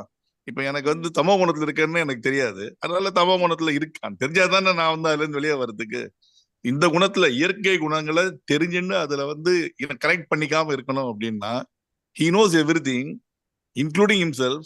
எப்ப குணத்தை பத்தியும் தெரியும், ஆனா அந்த குணம் வரும்போது தன்னை தொடர்பு படுத்திக்க மாட்டாரு. ஓஹோ, இந்த குணத்துல நான் பண்ண தப்புப்பா, இது இனிமே இதை பண்ணக்கூடாது அப்படின்ற ஒரு இது வந்துடும், அவேர்னஸ் வந்துடும் அப்படின்னு சொல்றா. அப்படின்ற மாதிரி இருக்கும்னு நினைக்கிறேன். அப்படிதான் எனக்கு புரியுறது. இது குணங்களோட தொடர்பு தான் எனக்கு தெரியுதே ஒழிய அதுதான் அந்த நாலேஜ் ஆஃப் த குணம். இந்த 3 குணத்துல இந்த குணத்துல நான் இருக்கேன், எந்த குணத்துல அவர் இருக்காரு, இந்த குணத்துக்கு உண்டான காரியங்களை நான் எப்படி செய்யணும், ஒருவேளை தவறு தெரிஞ்சா கூட அதுல இருந்து தெரிஞ்சுட்டு அந்த தவறை அப்புறம் பண்ணாம இருக்கிறது. சோ இந்த குணத்தினால்தான் அவன் பண்றானே ஒழிய அவன் வந்து என் கூட வெறுப்புனால ஒன்றும் பண்ணல அப்படின்ற எண்ணம் வரும்போது அந்த தொடர்பு அவருக்கு லிங்க் ஆகாது. பர்சனோட தொடர்பு லிங்க் ஆகாது, குணத்தினால அவருக்கு தெரிஞ்சு குணமாயாவை போய் தெரிஞ்சுன்றாரு. ஹரிபோல் பிரபு, ஹரிபோல். மாதாஜி சொன்னாங்க சொந்த பந்தங்கள்ல இருந்து விலகி இருக்கணும் அப்படின்னு சொன்னாங்க. இப்ப மாதாஜி பிரபுஜி வந்து இந்த விளக்கம் கொடுத்தாரு. இன்னும் யாராவது விளக்கம் கொடுக்க முடியுமா? அவர் சொன்னது ஓகேன்றீங்களா? இல்ல நீ உங்களுக்கு தெரிஞ்ச விஷயம் சொல்லுங்க. பற்றற்ற உங்களுக்கு தன்மையில செயல்படணும் பிரபுஜி. ஹரே கிருஷ்ணா. என்ன சொன்னீங்க? புரியல, திருப்பி சொல்லுங்க. பற்றற்ற தன்மையில வந்து நம்ம செயல்படணும்ன்றத குறிக்குதுங்க பிரபுஜி. ஓகே, இது வந்து பற்றற்ற தன்மை செயல்படுறது சத்துவ குணம் தான், நான் இல்லைன்னு சொல்லல. ஆனா என்ன சொல்ல வர்றாரு பாத்தீங்கன்னா, எவன் ஒருவன் இயற்கை குணங்கள் தொடர்புகின்றி அகங்காரமின்றி உற்சாக மன உறுதியுடன் வெற்றி தோல்வியை பொருள்படுத்தாது அப்படின்றார். ஆனா இந்த குணம் சத்துவ குணம் தான் சொல்றாரு. இந்த விஞ்ஞானம் என்னன்னு நம்ம சொல்லணும். ஏன்னா வந்து ஒரு 4 லைன்லயே அதோட சாராம்சம். இப்ப பிரபுஜி சொன்னது ஒரு அளவுக்கு இல்ல. அது நீங்க உங்களுடைய புரிதல் எப்படின்னு கேட்கதான் திரும்ப நான் கேட்கிறேன். ஏன்னா அவர் சொன்னது ஒரு பக்கம் இருக்கட்டும், மாதாஜி சொன்னது ஒரு பக்கம் இருக்கட்டும். உங்களுடைய புரிதல் எப்படி இருக்கு? இல்ல அவர் சொன்னது ஓகேவா? மாதாஜி சொன்னது ஓகேவா? ஏன்னா நம்ம கேள்வி கேட்டா நம்ம வந்து நிறைய விஷயம் புரிஞ்சுக்கலாம். அதுக்கு தான் கேட்கிறேன். இல்ல நம்ம அப்படியே தேக்கம் அடைவோம் நாம. கேள்வி கேட்கணும், பதில் சொல்லணும். சரிங்களா? சரி, இப்ப நானே சொல்லிடுறேன். இப்ப பிரபுஜி சொன்னதுதான் கரெக்ட். மாதாஜி ஒரு ஆங்கிள் எடுத்தாங்க. அது எடுத்தது ஒன்றும் தப்பு இல்லை. பட் பிரபுஜி சொன்னது வந்து 100% கரெக்ட். ஏன் சொல்ல வரேன்னு பாத்தீங்கன்னா, இது விஞ்ஞானமே என்னன்னு பாருங்க. இந்த குணத்துல தான் இவன் இருக்கிறான், சத்துவ குணத்துல தான் இருக்கிறான், இல்லைங்களா? இப்போ இந்த முக்குணங்கள் தொடர்பு தான் அவன் இருக்கிறான். இயற்கை குணம்னு சொல்லும் போது அந்த முக்குணங்கள் தான். இந்த இயற்கை குணங்கள்ல தொடர்பு இருக்குது இந்த குணத்தை உள்ளவன். ஆனா அதுல இருந்தும் அத தொடர்பு இல்லாம முயற்சி பண்றான் பாத்தீங்களா, அவன் தான் சுத்த சத்துவ. இதுதான் இந்த விஞ்ஞானம். இதை ரொம்ப நம்ம உன்னிப்பா கவனிச்சோன்னா புரிஞ்சுக்கலாம் நம்ம. பகவான் பிரபுஜி என்ன டவுட் சொல்றாரு? பிரபுஜி டவுட் சொல்லுங்க. நான் கீதை படிக்கிறேன், எனக்கு முக்குணத்தை பத்தி தெரியுது. ஒரு லேமேனுக்கு கீதையை பத்தியே தெரியாது, அவன் கத்துறான்னு வச்சுக்கோங்களேன், அவன் ரஜோல இருக்கானா தமோல இருக்கானா, அவனுக்கு அது நாலேஜே இருக்காதுல்ல. ம். அப்புறம் எப்படி நம்ம வந்து அது தொடர்பின்றின்னு நம்ம சொல்ல முடியும்? நம்ம அதாவது வந்து ஐடென்டிஃபை பண்றோம், பட் அவனுக்கு அதை ஐடென்டிஃபை பண்றதுக்கு நாலேஜ் இருக்குமா? நான் இந்த இருக்காது. குணத்துல இருக்கேன், இது மாதிரி பண்ணக்கூடாது அப்படிங்கிற சுய அறிவு இருக்காதுல்ல. சுய அறிவுன்னு யாரையும் சொல்ல முடியாது. அதை எப்படி சுய சொல்ல வருதுன்னா, அறிவுனா செல்ஃப் நாலேஜ். நான் கத்துறேன், நான் அந்த இப்ப இந்த குணத்துல இருக்கேன்னு அவனுக்கு தெரியாதுல்ல, அவன் பண்றது தெரியாது தப்புங்கிறது தெரியாது எப்ப ஆஹ் தெரியாது அது தெரியாது தெரியாது. அதை அது எப்படி தெரிய ஐடென்டிஃபை பண்ணி அதை எப்படி கரெக்ட் பண்ணி அது அதுல இருந்து எப்படி வெளியில வருது? யார் சொல்றீங்க? நம்மள சொல்றீங்களா, அந்த ஆத்மாவை சொல்றீங்களா? எதிர்வினை ஆத்மா, அந்த ஆத்மா சொல்றீங்க. Guruji, you are passing knowledge to us, transferring knowledge, but those who okay don't know about this three gunas. Okay. இப்ப நான் என்ன சொல்ல வரேன்னு பாத்தீங்கன்னா, இந்த இயற்கை குணங்கள் தொடர்பின்றி அகங்காரமின்றி உற்சாகம், அதாவது மற்றும் மன உறுதியுடன் வெற்றியை தோல்வியை பொருள்படுத்தாது செய்யறான் இவன் சொல்றான். நீங்க என்ன சொல்ல வரீங்கன்னா, ஒருத்தர் வந்து பௌதிகத்துல இருக்கிறார், அவர் அகங்காரமா இருக்கிறார், அவரோட செயல்பாடு அவருக்கு ஏன் தெரியாதா அப்படின்னு கேக்குறீங்க, இல்லைங்களா? இது வந்து எல்லாருக்கும் அது மாதிரி தெரியணும் அவசியம் இல்லை. தெரியவும் கூடாது, தெரியக்கூடாதுன்னு இல்லை, தெரிய வரும், சூழ்நிலை கொடுப்பார் பகவான். ஏன்னா இப்ப போன ஜென்மத்துல ஒரு விளக்கம் கொடுக்குறேன்னு வச்சுக்கலாம். போன ஜென்மத்துல பண்ண பாவத்தினால இந்த இந்த இந்த இந்த வாழ்நாள்ல வந்து பகவத்கீதையை தொட முடியாத ஒரு சூழ்நிலை இருக்கும், வேதங்களை படிக்க முடியாத சூழ்நிலை. இது நீங்க பாத்தீங்கன்னா இந்த கலிகாலத்துல இப்போ உள்ள பிரபஞ்சத்துல இந்த இந்த காலகட்டத்துல பாத்தீங்கன்னா 100க்கு எப்படி பார்த்தாலும் ஒரு 40-50% வந்து இந்த பகவத்கீதை ஞானமே தீர்க்காது. ஞானமே இல்லாம நிறைய பேர் இறந்து போறாங்க, இல்லைங்களா? சோ அந்த மாதிரி ஆத்மாவில் தான் நீங்க பார்க்கும்போது பாத்தீங்கன்னா அவங்க செய்யற செயல் தப்பு தப்பா இருக்கும். 100க்கு இல்ல, எனக்கு தெரிஞ்சு 60% மேல அந்த மாதிரிதான் இருக்கிறாங்க. சில பேர் பகவத்கீதை படிச்சு கூட ஒரு 10% என்ன பண்றாங்க, பௌதிகத்துல போறாங்க. பகவத்கீதை படிச்சு கூட, ஏன்னா எனக்கு சமுதாயம் முக்கியம், என் குடும்பம் முக்கியம், சில பேர் போவாங்க. அப்போ அவங்க உண்மைதான் வந்து பிரபுஜி, உண்மைதான். அவங்கள வந்து நாம வந்து அவங்க வந்து ஒரு ஒரு முக்கியத்துவம் நம்ம கொடுக்கணும் அவசியமே இல்லை அந்த மாதிரி ஆத்மாக்களுக்கு. அதான் பகவான் சொல்றாரு, அவங்களை நான் வழி நடத்துறேன், நீ தெளிவா இரு.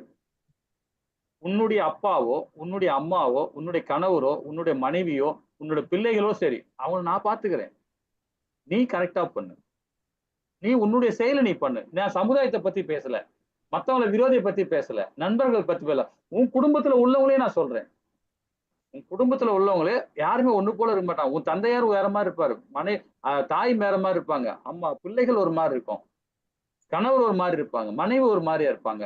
ஒரு மார்க்கத்துல அவங்க ஒரு அந்த குணத்துக்கு தகுந்த மாதிரி போயிட்டு இருப்பாங்க. அவங்க குடும்பத்திலேயே அந்த மாதிரி சிக்கல்கள் இருக்கு, இல்லைங்களா? இப்ப நம்ம பையன் வந்து தப்பான வழியில போறாருன்னா அவர் தன் கால நிக்க ஆரம்பிச்சிட்டார். அவருக்கு வீடு வாசல்லாம் ஆகி போச்சு, திருமணம் ஆயிடுச்சு, குழந்தைகள் இருக்கு. அந்த பையன் தப்பு பண்றாருன்னா நம்ம என்ன செய்ய முடியும்? ஒரு நிலை தான் நம்ம எடுத்து கொடுக்க முடியும். வேதத்தை படிச்சிருக்கிறார், ஏன்னா தவறு பண்ணிட்டு தான் இருக்கிறார். நீங்க பிராமண குவாலிட்டியில் நிறைய பேர் இருக்கிறாங்க. பிறப்பால் பிராமணே இருக்காங்க. பிறப்பால் பிராமணன் ஒரு புண்ணியம். போன பிறவியில ஏதோ ஒரு புண்ணிய காரியம் சேர்ந்ததுதான் ஒரு நல்ல குடும்பத்துல பிறந்திருக்கிறார். ஒரு கல்வியாளர் சொல்லும்போது வேதத்தை படிக்கிறவங்க, அவங்க வீட்டுல பிறந்திருக்கிறார். அவர் பிறந்தும் அவர் தவறான தமோ குணத்தோட சண்டால புத்திய குணத்துல செயல்படுறார். அது அவருடைய கர்மா. அது பிள்ளையா இருந்தாலும் சரி, மனைவியா இருந்தாலும் சரி, கணவனா இருந்தாலும் சரி.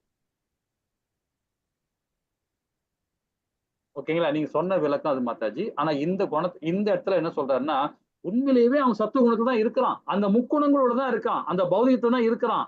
ஆனாலும் அதை உணர்றான். இந்த குணங்கள் இல்லாம நாம முயற்சி பண்ணணும் அப்படின்னு நினைப்பான். யாரு? இவன். இதுதான் இந்த விஞ்ஞானத்தை நம்ம புரிஞ்சுக்கணும். சத்துவ குணத்திலே இருக்கிறவன் அதுல இருந்து மீண்டு வரணுமே, சுத்த சத்துவத்துக்கு போகணுமே முயற்சி பண்றான். எதுலயும் பற்று இல்லாம செயல்படணும் அப்படின்னு நினைக்கிறான்.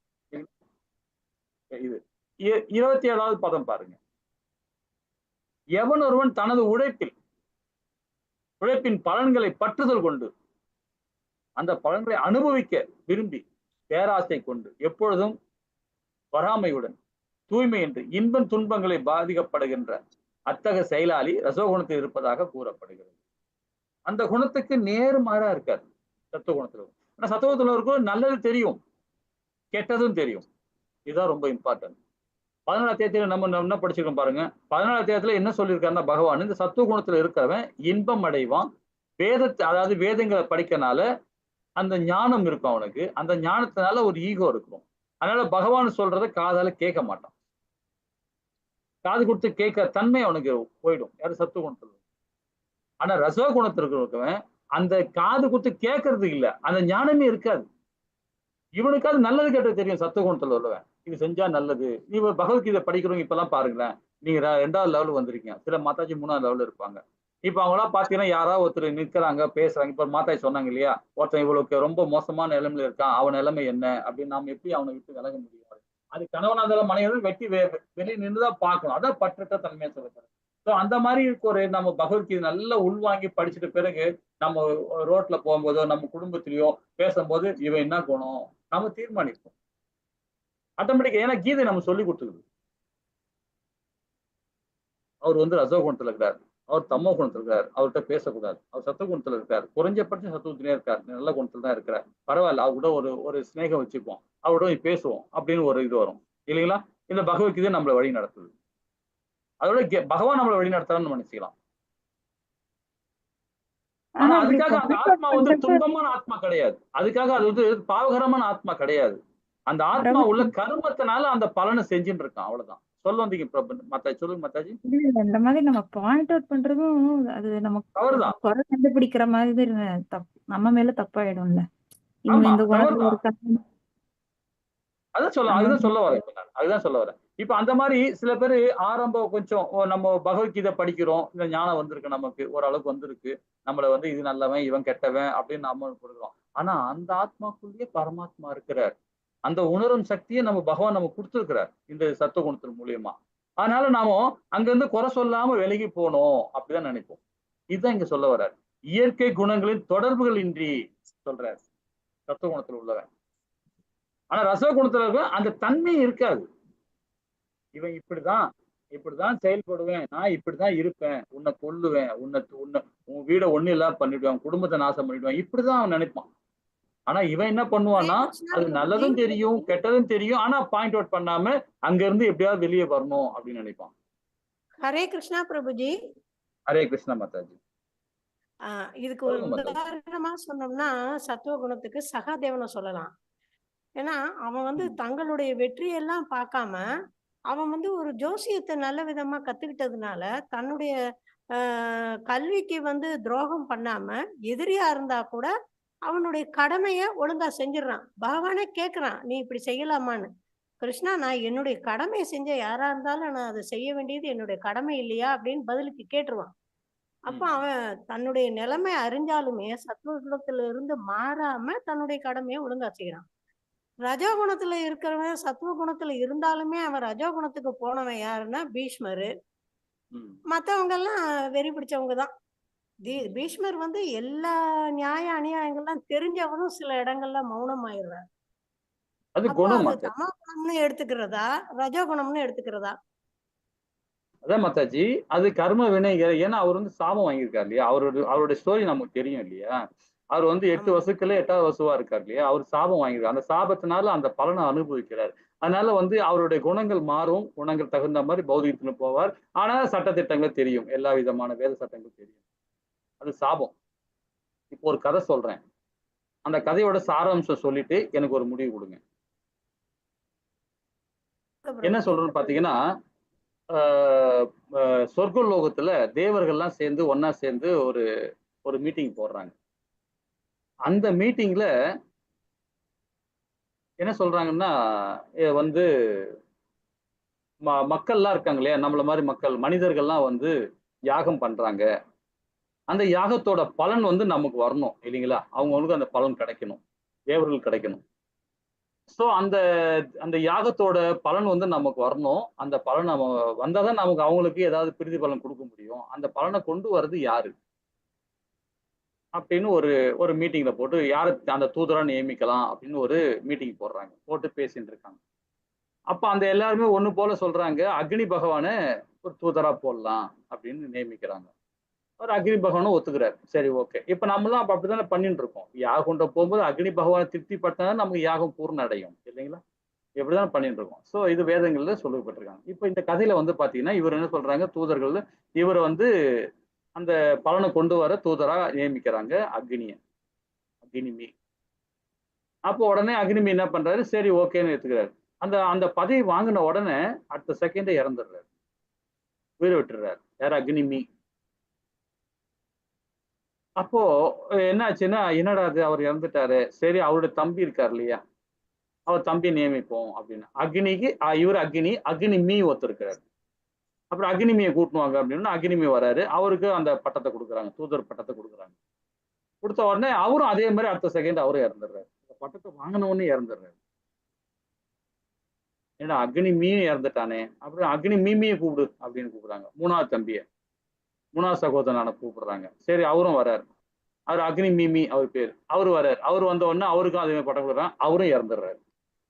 கடைசியில கடைக்குட்டி இருக்கான் அக்னி, அதான் மீஷின்னு சொல்லுவாங்க அவர் பேரு, அக்னி மீஷின்னு சொல்லுவாங்க. அவர் என்ன பண்றாங்க, அவரை கூட கூட கூட்டினு வர போவாங்க. போட்டா அதுக்குள்ள அவர் என்ன பண்ணுவாரு, கடைக்குட்டி இது பார்த்தா நம்மள சாவடிச்சிருவானுங்க, நம்ம எங்கேயா போய் ஒளிஞ்சிக்கலாம்னு சொல்லிட்டு அவர் போய் ஒரு கடலுக்குள்ள போய் ஒளிஞ்சிக்கிறாரு. அவர் வலை போட்டு தேடுறாங்க, எங்கெங்கோ தேடி பார்க்கறாங்க, ஆளை கிடைக்கல அவர். அப்போ அந்த கடல்ல ஒரு மீன், அந்த மீன் என்ன பண்ணுது, தேவர்களுக்கு ஒரு சிக்னல் கொடுக்குது, இங்கதான் ஒளிஞ்சின்னு இருக்கான்னு ஒரு சிக்னல், ஒரு சிக்னல் கொடுக்குது. கூட்டின உடனே தேவர்கள்லாம் பிடிச்சி இழுத்துன்னு வராங்க அவர் அக்னியை. பிடிச்சின்னு வந்து மேலே கூட்டும் போறாங்க. கூட்டும் போயிட்டு, நீ வந்து இந்த சாணத்தை ஏத்துக்கணும், உனக்கு தான் நாங்க அக்னின்னு கொடுத்துருவோம் இல்லையா, நீ தான் கடைசி கடைக்குட்டி இல்லையா, 3 பேரும் போயிட்டாங்க, நீயா அந்த இது வாங்கிக்கிறேன், சரி வாங்கிக்கிறேன். பகவானுடைய மண்ணில வாங்கிக்கிறான். அக்னி பகவான் வாங்கிக்கிறார். வாங்கிட்ட பிறகு ஆனா அவரு இறக்கல, 4வது கடைக்குட்டி இறக்கல அவரு. அப்போ என்ன பண்றாரு, சரி ஓகே, ஏதோ பகவான் அருளால நான் எனக்கு கொடுத்த செயலை நான் கண்டிப்பா நல்வழியில செய்யறேன் அப்படின்னு சொல்லிட்டு அக்னி பவன் ஏத்துக்கிட்டு அது செயல்பட ஆரம்பிச்சாரு. அப்ப அவருக்கு ஒரு கோபம், என்ன கோபம் பண்ண, நான் தப்பிச்சுக்கிட்டேன், சாகல, ஏதோ வகையில சாகாம போட்டேன், ஆனா இது காரணம் யாரு அப்படின்னு சொல்லிட்டு அந்த மீனுகிட்ட போய் மீனை போய் பிடிச்சி கேட்கிறாரு. அந்த செய்தி காமிச்சிட்டு அந்த மீனை பிடிச்சி கேட்கிறாரு, இனிமேல் உன் வம்சமே, உன்னுடைய மீன் வம்சமே வந்து பாத்தீங்கன்னா தாழ்ச்சி குலம். தாழ்ச்சின்னா உயிரினங்களே தாழ்ச்சி உயிரினமா இருக்கணும். உன்னை எல்லாம் உண்டு சாப்பிடுவாங்க, உன்னை எல்லாம் உண்ணுவாங்க, உன்னை சித்திரவதை பண்ணுவாங்க, கொல்லுவாங்க, நீ தாழ்ச்சி தான், உன் மேல ஒரு நீச்சல் அடிக்கும், அந்த மாதிரி எல்லாம் சாபம் கொடுத்துட்றாரு அக்னி பகவான் அந்த மீனுக்கு. கொடுத்த உடனே அந்த மீன் என்ன பண்ணுது, என்னடா அது இப்படி ஒரு சாபம் கொடுத்துட்டாரு அப்படின்னு சொல்லிட்டு பகவான்கிட்ட போய் முறையிடுது. பகவானே, நான் என்ன பாவம் பண்ணேன், நான் என்ன பாவம் பண்ணேன், நான் வந்து உண்மையை தானே சொன்னேன், எனக்கு எதுக்கு இவ்வளவு பெரிய தண்டனை கொடுக்கணும், சரி அந்த தண்டனை எனக்கு மாத்திரம் கொடுத்தா போதுமே, என்னுடைய வம்சத்துக்கு என்னுடைய இனத்துக்கே கொடுத்துட்டாரு, அது பாவம் இல்லையா பகவானே, இதுக்கு ஏதாவது விமோசனம் கொடுங்க அப்படின்னு சொல்றாரு. அப்ப பகவான் என்ன சொல்லி இருப்பாரு,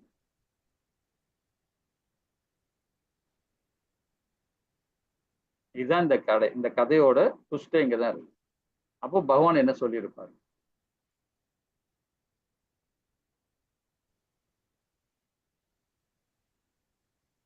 ஹரே கிருஷ்ணா மாதாஜி. அவர் என்ன கேட்கிறாரு? ஹரே மீன் கிருஷ்ணா. கேட்கிறாரு, நான் உண்மைதானே நான் சொன்னேன், எனக்கு என்ன பாதிக்கட்டும் அந்த செயல், ஏன் என்னுடைய எனக்கு இதுக்கே ஃபுல்லா அந்த மீன் இனத்துக்கே ஒரு சாபம் வந்துச்சு இல்ல அப்படின்னு கேட்கிறார். அதுக்கு பகவான் என்ன சொல்லியிருப்பார்? ஹரே கிருஷ்ணா பிரபுஜி. ஹரே அந்த கிருஷ்ணா. மீனுக்கும் இந்த தேவனும் இந்த அக்னிக்கும் எந்த சம்பந்தமும் இல்ல. ம். அது பாட்டுக்கு அது இருந்திருக்கலாம். உண்மையா இருந்தாலுமே அது அவனுக்கு வந்து இடைஞ்சலா வரும்னு சொன்னா, இது வந்து அவன் என்ன இந்திரன் கேட்டானா இதுகிட்ட யாராவது சொல்லுங்கன்னு? இதுவாதான் சொல்லியிருக்கு. அப்படி ம். இருக்கும்போது பகவான் என்ன சொல்லியிருப்பாரு அப்படின்னா, ம். நீ உன்னை அறியாமலே நீ நல்லது அவங்களுக்கு நல்லது செய்யறதான்னு சொல்லிட்டு இவனுக்கு கெடுதல் பண்ணிட்ட. 2வது, உன்னுடைய முன்னோர்களுக்கு இந்த சாபம் கிடையாது. நீ செஞ்சதுனால பொதுவா தகப்பன் செஞ்சது பிள்ளைக்கு, பேரனுக்கு அந்த மாதிரி வரும்ன்ற அந்த சீரீஸ்ல நீ செஞ்சது ம். உன்னோட சந்ததிக்கு வரும் அப்படின்ற மாதிரி இப்ப நம்ம பேச்சு வழக்குல அப்படித்தானே வருது. ம். அப்படியா ம். இருக்குமோன்னு எனக்கு ஒரு டவுட். சரி மாதாஜி, நீங்க சரி உங்க ஸ்தானம் சொல்லிட்டீங்க. வேற ஏதாவது சொல்ல முடியுமா?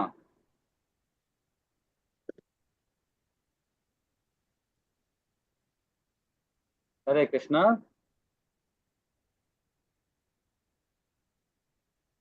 மாதாஜி பிரபு. சரி, ஓகே. இதுல மாதாஜி சொன்னதுல பாதி கரெக்ட் தான் மாதாஜி. நீங்க சொன்னதுல வந்து பாத்தீங்கன்னா, இப்போ சத்துவ குணத்துல இருக்கிறவன் உண்மையை பேசுவான். ஆனா அந்த மீன் வந்து உண்மைதான் பேசுச்சு, கரெக்டா உண்மைதான் சொல்லுச்சு. அதே மாதிரி மாதாஜி நீங்க சொன்னது உண்மைதான். ஆனா அந்த உண்மை மத்தவங்கள பாதிக்க அடையக்கூடாது. அதான் பகவான் சொல்றார். அவன் அக்னி பகவான் வந்து அவனும் உத்தம நிலையில தான் இருக்கிறான், நீயும் உத்தம நிலை, நீ என்னுடைய அம்சம் தான் நீ. ஆனாலும் நான் உண்மை சொல்றேன், நான் உண்மையாவே இருக்கிறேன், நான் கிளீனா இருக்கிறேன், நான் இப்படிதான் இருப்பேன், இப்படிதான் இருப்பேன்னு சொன்னீங்கன்னா நீ இருந்துக்கோ. ஆனா அடுத்தவனுக்கு தொல்லை இல்லாம இருன்றார். ஆனா அந்த சாபத்தை நீ ஏத்துதான் ஆகணும்ன்றார் பகவான். இந்த சாபத்தை நீ ஏத்து ஆகணும். நீ உண்மைதான் சொன்ன, ஆனா மத்தவங்களுக்கு இடைஞ்சல் இல்லையா, அது பாவம் தான் அது சொல்லிட்டு, அதனால அதுக்கு விமோசனம் என்னன்னா, நான் ஒரு மச்ச அவதாரம் எடுப்பேன், அந்த அவதாரத்துல உன்னை முன்னிலைப்படுத்துவேன் அப்படின்னு பகவான் வந்து வாக்கு கொடுக்குறாரு. அதான் மச்ச அவதாரம் எடுக்கிறார். ஆனா அந்த நீச்சி இருக்கும், அந்த சாபத்தோட நீச்சி உனக்கு இருக்கும் அப்படின்றார் பகவான். சோ இது வந்து பாத்தீங்கன்னா, ஒரு ஞானி கிட்டயோ ஒரு ஆச்சாரி கிட்டயோ இந்த மாதிரி ஒரு தவறான செயல்பட்டு நாம அந்த சாபம் வாங்கிட்டோம்னா அது கண்டிப்பா நம்ம அனுபவிச்சுதான் ஆகணும், அந்த ஸ்லிப் ஆக முடியாது. அதான் பகவான் சொல்றாரு. ஆனா என்ன இதுல முக்கியமான சாராம்சம் என்னன்னு பாத்தீங்கன்னா, இப்போ நம்ம ஒரு குற்றம் காண்பதுல வந்து அந்த ஆத்மாக்கு இடைஞ்சல் இல்லாம இருக்கணும். ஒரு மாதாஜி கேட்டாங்க இல்லையா, ஒருத்தர் வந்து தப்பு பண்றாரு, ரவுடித்தனம் பண்றாரு, தப்பு எல்லாம் பண்ணிட்டு இருக்காரு, அவரு இந்த மாதிரி செஞ்சுட்டு இருக்காரு அப்படின்னு சொல்லும் போது நாம உண்மையா இருக்கிறோம், பக்தி மார்க்கத்துல இருக்கிறோம் அப்படின்னு நாம இருக்கிறோம். இந்த இடத்துல தான் இந்த ஈகோ வந்து நம்மள அட்டாக் ஆகும். அதுதான் இந்த கதையை சொன்னது. நாம உண்மையா இருப்போம், அவனை நாம பாயிண்ட் அவுட் பண்ண கூடாது. ஏன்னா அவனுக்குள்ளே பரமாத்மா இருக்கிறார் இல்லைங்களா? அதனால நம்ம அங்கிருந்து கொஞ்சம் விலகிதான் பார்க்கணும். ஆனா விலக போகும்போதையும் அந்த விலகுதுலயும் ஒரு தப்பு இருக்குன்றார். அதிலும் ஒரு கதை ஒண்ணு இருக்கு. விலகி நின்னாலும் தப்புதான். அதான் இடம் பொருள் ஏவல்னு சொல்லுவாங்க, நம்ம பெரியவங்க சொல்லுவாங்க. அதே மாதிரி தானம் கொடுக்கறதுலயே பாத்தீங்கன்னா, காலத்துக்கு தகுந்த மாதிரி தானம் கொடுக்கணும்னு சொல்லுவாங்க. அதே மாதிரி இடத்துக்கு தகுந்த மாதிரி பக்குவமா அந்த நிலையை நம்ம இருக்கணும். அது இந்த சாஸ்திரம் மூலியமா பகவான் ரொம்ப அழகா சொல்லுவார். அது எப்படி செயல்படணும் அப்படின்னா, நாம பக்குவம் அடைவோம். அந்த சத்துவகுணத்துல இருக்கும்போது கொஞ்சமா பக்குவம் அடையும் போது பாத்தீங்கன்னா அந்த இது வந்துடும், நமக்கு ஆட்டோமேட்டிக்கா தமோ குணத்துவம் அந்த சுத்த சத்துவத்துக்கு வந்துடும். பிரபுஜி அதனாலதான் ரொம்ப பெரியவங்க அனாவசியமா பேசுறதே இல்லையா? கண்டிப்பா கண்டிப்பா அதான் ஏன்னா உண்மை. பேசினாலே ஒரே பிரச்சனையா வருது. நீங்க சொன்ன மாதிரி உண்மையை சொன்னாலும் தப்பு, கண்டிச்சாலும் தப்பு, கண்டிக்கலைனாலும் தப்பு. இல்ல நீ கண்டிச்சு அவன் சரியாகலைன்னா அந்த தப்பு நம்ம மேல வந்து நிக்கிறது, நாம கண்டிச்சு அதை தப்பு பண்ணிட்டுனா அதுவும் நம்ம மேல வந்து உட்கார்றது. நல்லது பண்ணதான் போறாங்க, கண்டிச்சாலும் ஏதாவது தப்பு நடந்துட்டு வச்சுக்கோங்களேன், யார் மேல வருது? ஏன் நீ கண்டிச்ச? நீ ஏன் சொன்ன? ஆமா. உன்னால மனம் பாதிக்கப்பட்டுடுது, நீ தான் அதுக்கு வா, நீ வா ஸ்டேஷனுக்கு, முதல்ல நீ ஏறிக்கோ அப்படின்றாங்க. அப்படின்ற பட்சத்துல ம். இப்ப என்ன தெரிஞ்சதுன்னா பிரபுஜி, இந்த சுத்த சத்துவத்துல வரும்போது வாயவே திறக்க கூடாது. முதல்ல தேவையில்லாம வார்த்தைகளே வரக்கூடாது அந்த இடத்துல. ஹரே கூடுமான கிருஷ்ணா வரைக்கும் பிரபுஜி. கம்மியா பேசணும். ஹரே சொல்லுங்க கிருஷ்ணா மாதாஜி. பிரபுஜி. ஹரே கிருஷ்ணா. சுத்த சத்துவத்துல இருக்கவங்களுக்கு நேரம் சரியில்லை போல இருக்கு. எதை சொன்னாலும்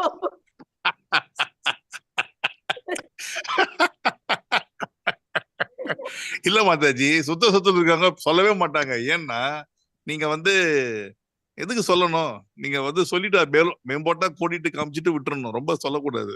அந்த நேரத்துல இது குணம் சரியில்லைன்னா வந்துடுறது நல்லது. என்ன பண்ண முடியும் சொல்லுங்க? அதோட நம்ம வேற ஒண்ணும் பண்ண முடியாது. அது சங்கராச்சாரியார் அது எப்படி அப்படி தெரியல. இருக்கிறவங்கள யாருமே கம்ப்ளைண்ட் பண்ண கத்தி, அதாவது முடியாது. பிரபுஜி, இது என்ன தெரிஞ்சதுன்னா கத்தி மேல நடக்கிற மாதிரி இது. இந்த 3 குணத்திலையும் மனுஷன் கால் வைக்கும்போது கத்தி மேல நடக்கிற மாதிரி. ஒரு கத்தி மேல ரொம்ப கால் வச்சான்னா அங்க கால் போயிடும். அதனால ஜாக்கிரதையா நடக்கணும். அதுலயே இருக்க கூடாது, ஆனா அதுல இல்லாம இருக்கவும் கூடாது. அதுதான் கரெக்டா பிரபுஜி? பிரபுஜி. அதுதான் அதுதான் என்ன சொல்றாரு பாத்தீங்கன்னா, 50 வயசுக்கு அப்புறம் தனிமையில வாழ முயற்சி பண்ணு. கிரகஸ்தனா இருக்கும்போது நீ எல்லா செயலும் செய்வ. அதுக்கு பகவான் அக்செப்ட் பண்றாரு. கிரகஸ்தனோட பண்பு என்ன? தன்னோட குடும்பத்தை காப்பாற்றணும், சமுதாயத்தை மேன்மை அடையணும். அப்ப அவன் பணம் சம்பாதிக்கிறது அதை அக்செப்ட் பண்றாரு. ஆனா 50 வயசுக்கு அப்புறமா திரும்பவும் நான் அதிலே இருந்து இன்னும் பணம் சம்பாதிக்கணும்னு நினைக்கும் போது பாத்தீங்கன்னா அதர்மம். 50 வயசுக்கு ஆன போது இளைஞர்களுக்கு நாம வழிவிடணும், அடுத்த தலைமுறைக்கு நம்ம வழிவிடணும். அப்போ அந்த இடத்துல நாம ஸ்லிப் ஆக பார்க்கணும், அங்க கொஞ்சம் விலகி இருக்க பார்க்கணும், எல்லா விஷயத்திலும் விலகி இருக்க. அப்போ நம்ம தனிமை வாழ ஆரம்பிச்சோம்னு வச்சுங்களேன். தனிமைனா குடும்பத்தை விட்டு வெளியெல்லாம் போவானது இல்லை, குடும்பத்தோட இருந்து பேச்சை குறைச்சிக்கணும், நம்ம குணத்தை குறைச்சிக்கணும், நம்ம செயல குறைக்கணும். அப்ப செய்யும் போது பாத்தீங்கன்னா அதுதான் சுத்த சத்துவத்துல நம்ம இல்ல இருக்கிற வரைக்கும் இறக்கும் தருவாயில வரைக்கும் நம்ம அப்படியே போயிட்டே இருந்தோம்னா நம்ம கிடைதான். இதுதான் பகவான் சொல்றாரு பாத்தீங்கன்னா 9ஆம் அத்தியாயத்தில் ராஜ வித்யா ராஜ குவியத்தை சொல்றாரு. என்ன சொல்றாருன்னா, பிரம்ம நிலை அடையிற வரைக்கும் அந்த ஆத்மாக்கு என்னைக்குமே தொல்லைதான். பிரம்ம நிலையில ஆத்மா, இந்த உடலோடு இருக்கிற ஆத்மா இறக்கும் தருவாயில கூட கடினம் தான். இதுதான் குலசேகர ஆழ்வார் சொல்றாரு. இறக்கும் தருவாயில கூட பிரம்ம நிலை அடைய முடியாது. இறக்கும் தருவாயிலே பகவான் அரிநாமத்தை சொல்றவன் தான் முக்தி அடையலாம். ஆனா அந்த டைம்ல வாதம் கவம் பிப்பம் வந்துச்சுன்னா, அப்ப என் அப்பனை பத்தி நினைச்சிட்டேன், என் மனைவியை பத்தி நினைச்சிட்டேன், என் பிள்ளைய பத்தி நினைச்சிட்டேன், அங்கதான் லோகம் தான். அப்போ நம்ம இப்ப பிரபுஜி சொல்ற மாதிரிதான் கத்தி மேலதான் நம்ம நின்று இருக்கோம். இந்த உடலோட இருக்கும்போது கத்தியில தான் நின்று நம்ம அது ரொம்ப ஜாக்கிரதையா நம்ம செயல்படணும்.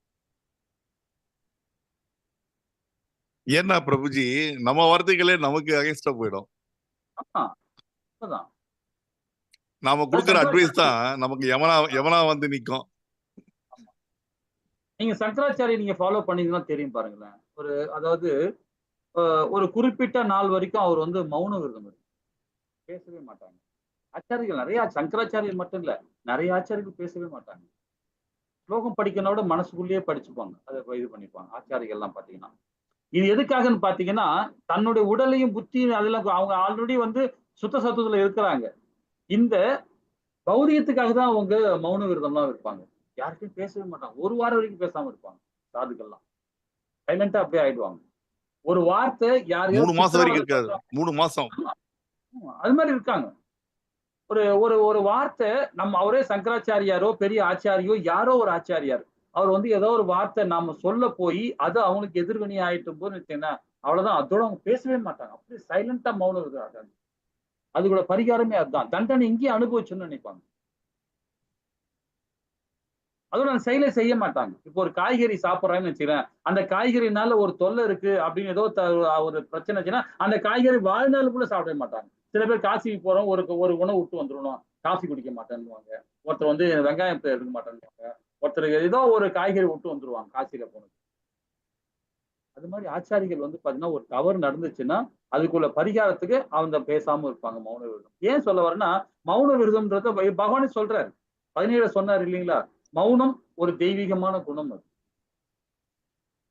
அந்த இடத்துல சைலண்டா போயிட்டாவே போதும், எல்லா பிரச்சனையும் சால்வ் ஆயிடும். ஆட்டோமேட்டிக்கா அது காலம் கரெக்டா தீர்மானிச்சு அவங்களை சரி பண்ணிடும். அது நாம சரி பண்ணணும்னு நினைக்க கூடாது. நாம அதுல இருந்து மௌனமா இருந்து நல்லது. அந்த மாதிரி விஷயங்கள்ல நம்ம கொஞ்சம் யாரையும் பாயிண்ட் அவுட் பண்ண கூடாது. ஏன்னா நம்ம பகவத்கீதை படிக்கும்போது நமக்கு அந்த புத்தி இருக்கும். ஆஹா, இவர் அசோகன் இருக்கிறார். ஏன் என் மனைவியை நான் தப்பாக பேசியிருக்கேன் நினைச்சிருக்கேன் ஆரம்பத்துல. இதே மாதிரி இதுல நீ ரசோகுணத்துல இருக்கடி, என்கிட்ட வராது, பேசாத, தள்ளிப்போ அப்படின்னு பேசுவேன்.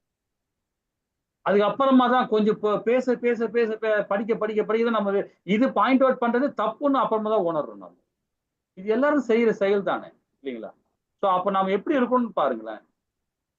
பற்றற்ற தன்மையா நம்ம செயல்படும். அதே தமோ குணத்துல இருக்கோம் பாரு, 28 பதம் பாரு, எவன் ஒருவன் சாஸ்திர விதிகளுக்கு எதிரான செயலில் எப்பொழுதும் ஈடுபட்டு பௌதிகவாதியாக, பிடிவாதக்காரனாக, ஏமாற்றுக்காரனாக, பிறர் அவமதிப்பு நிபுணனாக, சோம்பேறியாக, எப்பொழுதும் வருத்தம் தேய்ந்தனாக மற்றும் காலந்தாழ்த்தவனாக உள்ளானும் அத்தகைய செயலாளி தம்ம குணத்தில் இருப்பதாக கூறப்படுது. கடைசியில பாருங்க, காலம் தாமதம். இப்ப நிறைய பேர் பாத்தீங்கன்னா இந்த செயலை நாளைக்கு செஞ்சுக்கலாம், இன்னைக்கு முடியாது அப்படின்னு சொல்றாங்க பாத்தீங்களா? அதுவே தமோ குணம் தான். இதுவும் அசுர குணம் தான். அன்னைக்கு செய்ய வேண்டிய செயல்னா அன்னைக்கே செஞ்சிடணும். நாளை என்றது எடுத்து வைக்கக்கூடாது, அடுத்த செகண்ட் எடுத்து வைக்கக்கூடாது. நம்ம செய்ய வேண்டிய கடமை செவ்வனே இப்பே பண்ணிடணும். அது என்னது நல்லதோ கெட்டதோ அது அப்பயே செஞ்சிடணும். நாளைன்னு எடுத்து வச்சனாவே அவன் காலத்தை அழுத்துறனாவே ஆட்டோமேட்டிக்கா தமோ குணம்.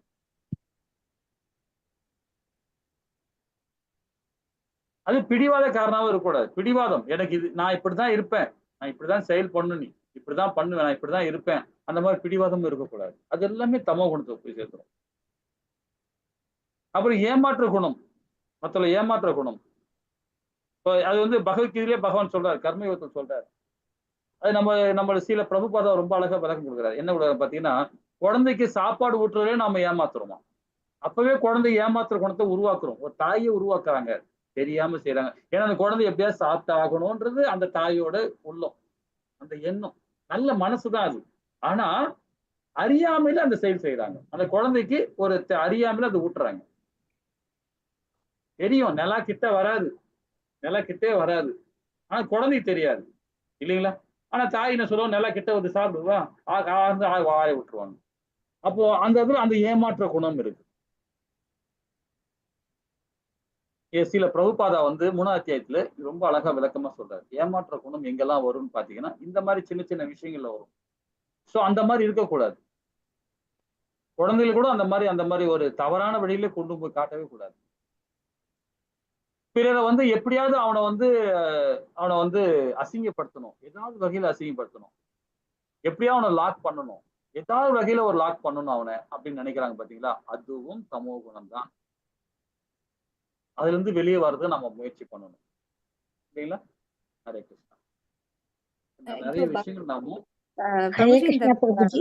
பக்தி பிராக்டிஸ்னால இந்த தமோ குணமும் ரஜோ குணமும் நீங்கும்ல. என்ன மாதாஜி சொன்ன சொல்ல வந்தீங்க? இப்ப இந்த தமோ குண குவாலிட்டிஸும் ரஜோகுண குவாலிட்டிஸும் இந்த பக்தி செய்யறனால அது அப்படியே குறைஞ்சிட்டே வரும்ல. ஆமா, குறைஞ்சிட்டே வரும். ஆனா என்ன சொல்ல வரேன்னா, நீங்க அதுதான் சொன்னது. ஃபர்ஸ்ட் ஸ்லோகத்துல 26ஆம் ஸ்லோகத்துல என்ன சொன்னது பாத்தீங்களா? நாம சத்துவகுணத்தை தான் இருக்குன்னு பகவான் சொல்றாரு. அந்த செயல்படுறவன் சத்துவம் தான் இருக்கான். ஆனா அந்த குணத்தோட செயல் அவனுக்கு தெரியும், ரசோ குணத்து செயலும் தெரியும், தமோ குணத்தோட செயலும் தெரியும். ஆனா அதுல இருந்து போகக்கூடாதுன்னு நினைச்சு விலக பார்ப்பான். ஆனா ரசோ குணக்காரன் தமோ குணத்துக்காரன் அந்த ஞானமே இருக்காது, அவனுக்கு. அதுதான் பகவான் ஆராய்ச்சியில் சொல்றாரு, அடே நீ இந்த குணத்துல போவாதடா, முக்குணங்களே போவானா, ஆனா நீ போயிட்ட, இருந்தாலும் குறைஞ்ச சத்துவ குணத்திலேயே இருன்ற. ஏன்னா அது ஞானம் படிச்சதுனால அந்த புத்தி இருக்கும் அவனுக்கு, இது நல்லது இது கெட்டதுன்னு பகுத்து பார்ப்பான். ஆனா இவங்க 2 பேருமே பகுத்தே பார்க்க மாட்டாங்க. இது ஒரு படி மேல போயிடுவாங்க. யாரு? தமோ குணத்துக்காரன், சண்டால புத்திக்காரன். அப்படி போயிடுவான். இவனாவது பேராசை தான் இருக்கும், ஆனா இதுல இருந்து வெளியே வருவான். இவனால வெளியே வர முடியும். அந்த குணத்துல இருந்து சுத்த சத்துவ போக முடியும். ஆனா தமோ குணத்துக்காரன் அவ்வளவு சீக்கிரமா போக மாட்டான். அது ஒரு தண்டனை அனுபவிச்சுதான் அவன் மாறி போக பார்ப்பான். ஆனா ரசோ குணத்துக்காரன் அந்த தண்டனை அனுபவிக்கிறதுக்கு முன்னாடியே கொஞ்சம் முயற்சி பண்ணி போக ஆரம்பிச்சிருவான். ஏன்னா அவனுக்கு என்ன தெரியுங்களா, 60 வயசு வரைக்கும் நாம கஷ்டப்பட்டுதான் ஆகணும், நம்ம பொருள் சேர்த்துதான் ஆகணும், எப்படியாவது நம்ம குழந்தைக்கு சொத்து சேர்த்து வச்சிடணும், நம்ம 60 வயசுக்கு பிறகு நம்ம சுகமா வாழணும் இல்லையா, நம்ம வீடு வாசல் இருக்கணும், மனைவியை நல்லபடியா வச்சுக்கணும் அப்படின்னு ஒரு நல்ல எண்ணம் இருக்கும். ஆனா தவறான வழியில போயிட்டு இருப்பான். ஆனா ஒரு குறிப்பிட்ட வயசு வரைக்கும் அதுல சரியாயிடுவான். ஆனா தம்ம குணத்துக்காரன் ரொம்ப கடினம். அவனுக்கு ஒரு தண்டனை வரும்போது தான் அது உணரும் சக்தி அவனுக்கு கிடைக்கும். எப்படி அஜிம்லான் மாதிரி. அஜிம்லான் ஹரே எங்க கிருஷ்ணா மரண படுக்கையில பிரபுஜி. படுத்துன்னு இருக்கா இல்லையா? ஹரே யாராவது கிருஷ்ணா சொல்லுவாங்க. பிரபுஜி. ஹரே கிருஷ்ணா மாதாஜி. ராமாயணத்துல வந்து ராமன் குழந்தையா இருக்கும்போது ரொம்ப பிடிவாதம் பண்ணுவான், அந்த நிலாவை கொண்டு வந்தாதான் ஆச்சுன்னு. கௌசல்யா எல்லாம் திணறிட்டு இருப்பாங்க, இது என்ன இந்த குழந்தைய சமாதானப்படுத்தவே முடியலன்னு. டக்குன்னு கைகை என்ன பண்றாங்க, ஒரு கண்ணாடிய வச்சு அவன் மடியில அந்த நிலாவை பாரு, இந்த பாரு வந்துருச்சு பாரு அப்படின்னு சொல்லி மடியில பாரு, அந்த கண்ணாடியில இருந்தா அப்ப நிலாவினுடைய பிம்பம் தெரியும் தானே, அதை வச்சு அவனை சமாதானப்படுத்துறதா ராமாயணத்துல ஒரு சீன் வருது பிரபுஜி. இருக்கு இருக்கு இருக்கு இருக்கு இருக்கு இருக்கு. அது எதுக்கு சொல்ல வரேன்னா, பகவத்கீதையில ரொம்ப அழகா சொல்றாரு ஸ்ரீல பிரபுபாதா. ஒரு விளக்கம் தான் கொடுக்கறாரு. அது ஒரு தாய் வந்து குழந்தைய வந்து நல்வழி தான் வளர்க்குறாங்க, அவனை சாப்பிட வைக்கிறதுக்காக அதெல்லாம் சொல்றாங்க. அதுவும் ஒரு ஏமாற்று குணம்னு சொல்ல வர்றாரு நம்ம ஆச்சாரி கொடுக்கறது. எங்க இருந்து ஆரம்பிக்குதுன்னா அந்த இடத்துல இருந்தே ஆரம்பிச்சிடுறோம் அப்படின்ற, அது தவறுன்னு சொல்ல வர்றாரு.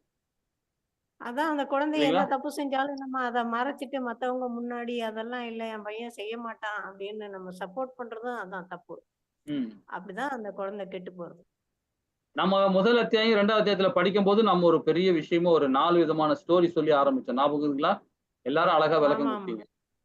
ஆமா ஒரு நம்ம ஆமா. வீட்டுல ஒரு குடும்பத்தை ஒரு தப்பு பண்றான்னா அது வந்து நாம என்ன பண்ணுவோம், ஒரு நம்ம வீட்டு பிள்ளை வந்து தப்பு பண்ணிட்டான், அவனை எப்படியாவது அது போலீஸ் கேஸ் போடுவாங்க, பப்ளிக் கேஸ் போடுவாங்க. அந்த கேஸ் நல்ல ஒரு வக்கீல் அட்வொகேட் ஏற்பாடு பண்ணி பணம் செலவு பண்ணி எல்லாம் பண்றாங்க பாத்தீங்களா?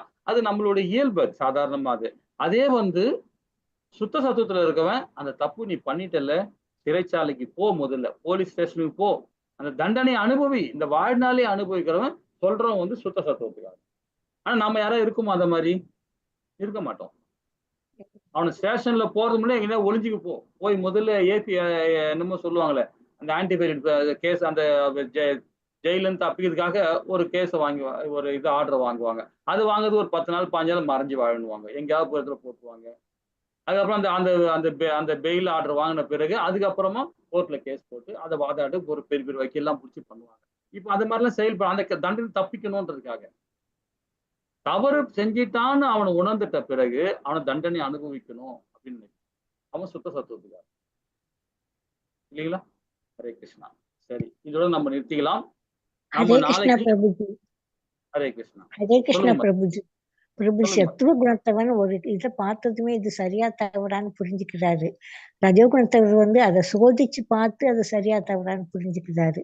தமோ குணத்தவர் வந்து அதை சோதிக்கிறதும் இல்லை, சோதிச்சாலும் அவருக்கு புரியறதும் இல்லை பிரபுஜி. ஹரே கிருஷ்ணா. ஹரே கிருஷ்ணா. அழகா சொன்னீங்க. அப்புறம் இன்னொன்னு பிரபுஜி, ஒரு தந்தை சொல்லுங்க. வந்து மகனுக்கு பொய் சொல்லக்கூடாதுன்னு சொல்லி சொல்லிக்கிட்டு இருக்காரு. திருக்குறள்ல இருந்து எடுத்து சொல்லிக்கிட்டு இருக்காரு. சின்ன பையன், 7-8 வயசு பையன் சொல்லிக்கிட்டு இருக்காரு, பொய் சொல்லுதல் தவறு அப்படின்னு சொல்லி. அப்போ காலிங் பெல் போடுறாங்க ஒருத்தவங்க. அவர் சொல்றாரு அந்த பையனை, அப்பா வீட்டுல இல்லைன்னு போய் சொல்லிடு அப்படிங்கிறாரு. அந்த பையன், என்னப்பா இப்பத்தானப்பா பொய் சொல்லக்கூடாதுன்னு சொன்னீங்க, அப்படி என்னை பொய் சொல்ல சொல்றீங்களே அப்படிங்குது அந்த குழந்தை. ஹரே கிருஷ்ணா பிரபுஜி. ஹரே கிருஷ்ணா. அது அதுதான் நம்ம அந்த மாதிரி தவறு செய்யக்கூடாது. என்ன பிரச்சனையா இருந்தாலும் ஃபேஸ் பண்ணணும். என்ன பிரச்சனையாலும் சரி, அது நம்ம தண்டனையா இருந்தாலும் சரி, நமக்கு மத்தவங்க அதனால நம்ம மத்தவங்க இடைஞ்சலா இருந்தாலும் சரி, அதை உடனே என்னன்னு பார்த்துட்டு அதுல இருந்து தப்பிக்கிறது, அதுல இருந்து விலகி போலாமா, என்ன பண்ணலாம் அப்படின்னு யோசனை பண்ணி செய்யணும். ஹரே கிருஷ்ணா மாதாஜி. நாளைக்கு வர நாளைக்கு பிருந்தாவனம் கிளம்புறோம். அதனால நாளைக்கு கிளாஸ் கிடையாது. அது 5:45 ட்ரெயின் நமக்கு. அது அதனால நாளைக்கு கிளாஸ் கிடையாது. நீங்க எல்லாமே வந்து உட்கார்ந்துகிட்டு இந்த 18வது அத்தியாயத்தோட மகிமையை படிங்க. ஏதாவது ஒரு ஸ்டோரி மாதிரி ஏதாவது படிச்சு உங்களுக்குள்ள ஏன்னா இந்த மாதிரி சங்கங்கள் கண்டிப்பா நமக்கு இருக்கணும். கிளாஸ் இல்லைன்னு சொல்லிட்டு விட்டுறாதீங்க. நாளைக்கு கிளாஸ் ஓபன் பண்ணி ஸ்லோகம் படிக்கிறது இந்த மாதிரி செயல்பாடு பண்ணுங்க, ரொம்ப நல்லா இருக்கும். நம்ம போயிட்டு அதோட அதான் ரிட்டர்ன் வரதுக்கு அடுத்த வாரம் தான் வருவோம். வந்து நம்ம அடுத்த வாரம் எடுக்கிறதுக்கு நம்ம கிளாஸ் முயற்சி பண்ணுவோம். ஹரே கிருஷ்ணா மாதாஜி. பிரபுஜி இந்த பிருந்தாவன் டூர் எப்படி பிரபுஜி ஆர்கனைஸ் பண்றீங்க? நீங்க ஆர்கனைஸ் பண்றீங்களா? இல்ல, நம்ம கோவில்ல மொத்தம் 360 பேர் போறோம். 347 பேர் மொத்தத்துல போறோம். இதுல வந்து பாத்தீங்கன்னா எனக்கு வந்து டிரான்ஸ்போர்ட் கொடுத்துருக்காங்க. இல்ல நான் கேக்குறது, இப்ப பிருந்தாவனம் எல்லாம் சுத்தி பாக்குறதுக்கு அங்க இருக்கிற டெம்பிள்ஸ் எல்லாமே பார்த்துட்டு கோவர்தனகிரி இதெல்லாம் பார்க்கணும்னு நினைச்சிட்டு இருக்கோம். இது வந்து இஸ்கான்லயே ஆர்கனைஸ் பண்றாளா, எப்படி பண்றா? ஆமா, இஸ்கான் தான் மாதாஜி. இஸ்கான் தான் பிரபு. இஸ்கான் தான் நம்மளுடைய மேங்களூர் நம்ம படிக்கிறோம் இல்லையா, அந்த கோவில்ல இருந்து வருஷம் இது மாதிரி பண்ணுவோம். இப்போ உங்களுக்கு விருப்பம் இருந்தா துவாரகாவோட நீங்க வரலாம். துவாரகா வந்து மார்ச் ஏப்ரல் மாசம் கிளம்புறோம். ஏப்ரல் 5. துவாரகா பார்த்துட்டேன், துவாரகா எல்லாம் பார்த்துட்டேன் பிரபுஜி. துவாரகா வந்து ஹைக்கூன்ற டிராவல்ஸ்ல கொண்டு போய் காமிச்சிட்டான் எல்லாத்தையும். அகாமடேஷன் கொடுத்து சாப்பாடு அப்படிதானே பிரபுஜி? இஸ்கான் ஆமா கோவில் ஆமா இருக்கணுமா இல்ல வெளியே தானா? இல்ல வெளியே தான். இப்போ ஒண்ணும் இல்ல பிரபுஜி. இப்போ வந்து இப்ப மேங்களூர் இப்ப இதுல போறோம் இல்லைங்களா, ஒரு ஆளுக்கு வந்து 11,000 ரூபாய் ஒரு ஆளுக்கு. அது ஃபுட் அலவன்ஸ், அலவன்ஸ்ல ஃபுட்டு, ரெண்டாவது வந்து பாத்தீங்கன்னா ரூம் அகாமடேஷன், அப்புறம் டிரான்ஸ்போர்ட். இது எல்லாமே உங்களுக்கு எல்லாமே அவங்களே பார்த்துப்பாங்க. அந்த 11,000 அடக்கம் எல்லாமே ஆயிடும். இங்கிருந்து நம்ம மதுராவுக்கு போறோம் பாத்தீங்களா, அது வரைக்கும் தான் நம்மளுடைய காசு.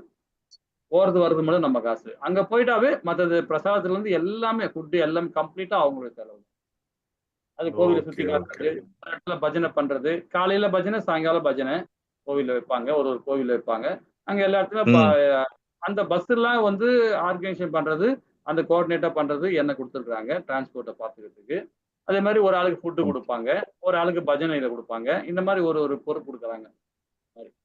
ஓ, இதுல நிறைய பக்தர்கள் வருவாங்க, நிறைய பேர் அவுட் சைடர்ஸ் எல்லாம் வருவாங்க.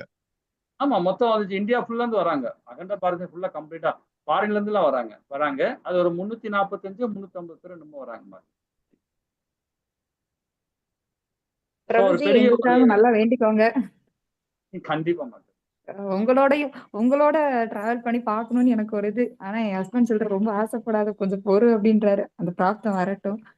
அது ஒரு நேரம் வரும் மாட்டேன், கண்டிப்பா வரும். அடுத்த வருஷம் போலாம். இப்போ துவாரகா வந்து திடீர்னு மார்ச் ஏப்ரல் மாசம் போட்டாங்க, அதுக்கும் போறோம். ஏப்ரல் மாசம் போறோம்.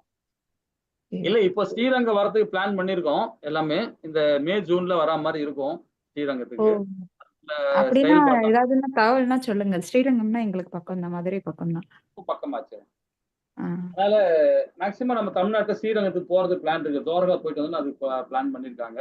அப்ப இந்தியால இருந்து எல்லாமே வராங்க, ஏகப்பட்ட பேர் வராங்க. 200 பேர் மேல வருவாங்க. நானுமே இங்க அதான் நம்ம சத்சங்கத்தோட கோயிலுக்கு போனா அது ஒரு நல்ல ஃபீலா இருக்கும். ஆமா ஆமா, தனியா போறது பஜனை எல்லாம் பண்ணுவோம். நான் இந்த இதெல்லாம் மிருதங்கள்லாம் வாசிப்போம், நம்ம அதை பண்ணுவோம். அதுக்கு பஜனை நல்லா பண்ணுவோம் நம்ம. அதான் கோவில போயிட்டு வந்து ஷேர் பண்ணுங்க பிரபுஜி, கண்டிப்பா உங்களோட எக்ஸ்பீரியன்ஸ்லாம். ஹரே கிருஷ்ணா. ஹரே கிருஷ்ணா மாதாஜி. ஹரே கிருஷ்ணா. வாஞ்ச கல்பத்தராய கிருப சிந்தேவ சபனானாம் பாவனீய வைஷ்ணவ சைதன்ய பிரபு நித்யானந்த ஸ்ரீ அத்வைத கதாதார ஸ்ரீவாசாதி கௌரபக்தவரும் ஜெய். ஹரே கிருஷ்ணா கிருஷ்ணா கிருஷ்ணா ஹரே ஹரே, ஹரே ராம ராம ராம ஹரே ஹரே. சரி, நம்ம அடுத்த வாரம் பார்ப்போம். அது அடுத்த வாரம் கொஞ்சம் டவுட் தான் இருந்தாலும் பார்க்கலாம். நான் மேக்சிமம் புதன்கிழமைக்குள்ள வந்துருவோம்னு நினைக்கிறோம். பார்ப்போம். ஹரே கிருஷ்ணா. நீங்க இந்த நாளைக்கு வந்து பாத்தீங்கன்னா கொஞ்சம் எல்லாரும் சேர்ந்து கொஞ்சம் படிங்க, அப்படியே கண்டினியூ பண்ணுங்க. ஹரே கிருஷ்ணா பிரபுஜி. பகவான் கிருஷ்ணன் கூடவே வரட்டும் உங்களோட. ஹரே கிருஷ்ணா பிரபுஜி. கண்டிப்பா மாதாஜி.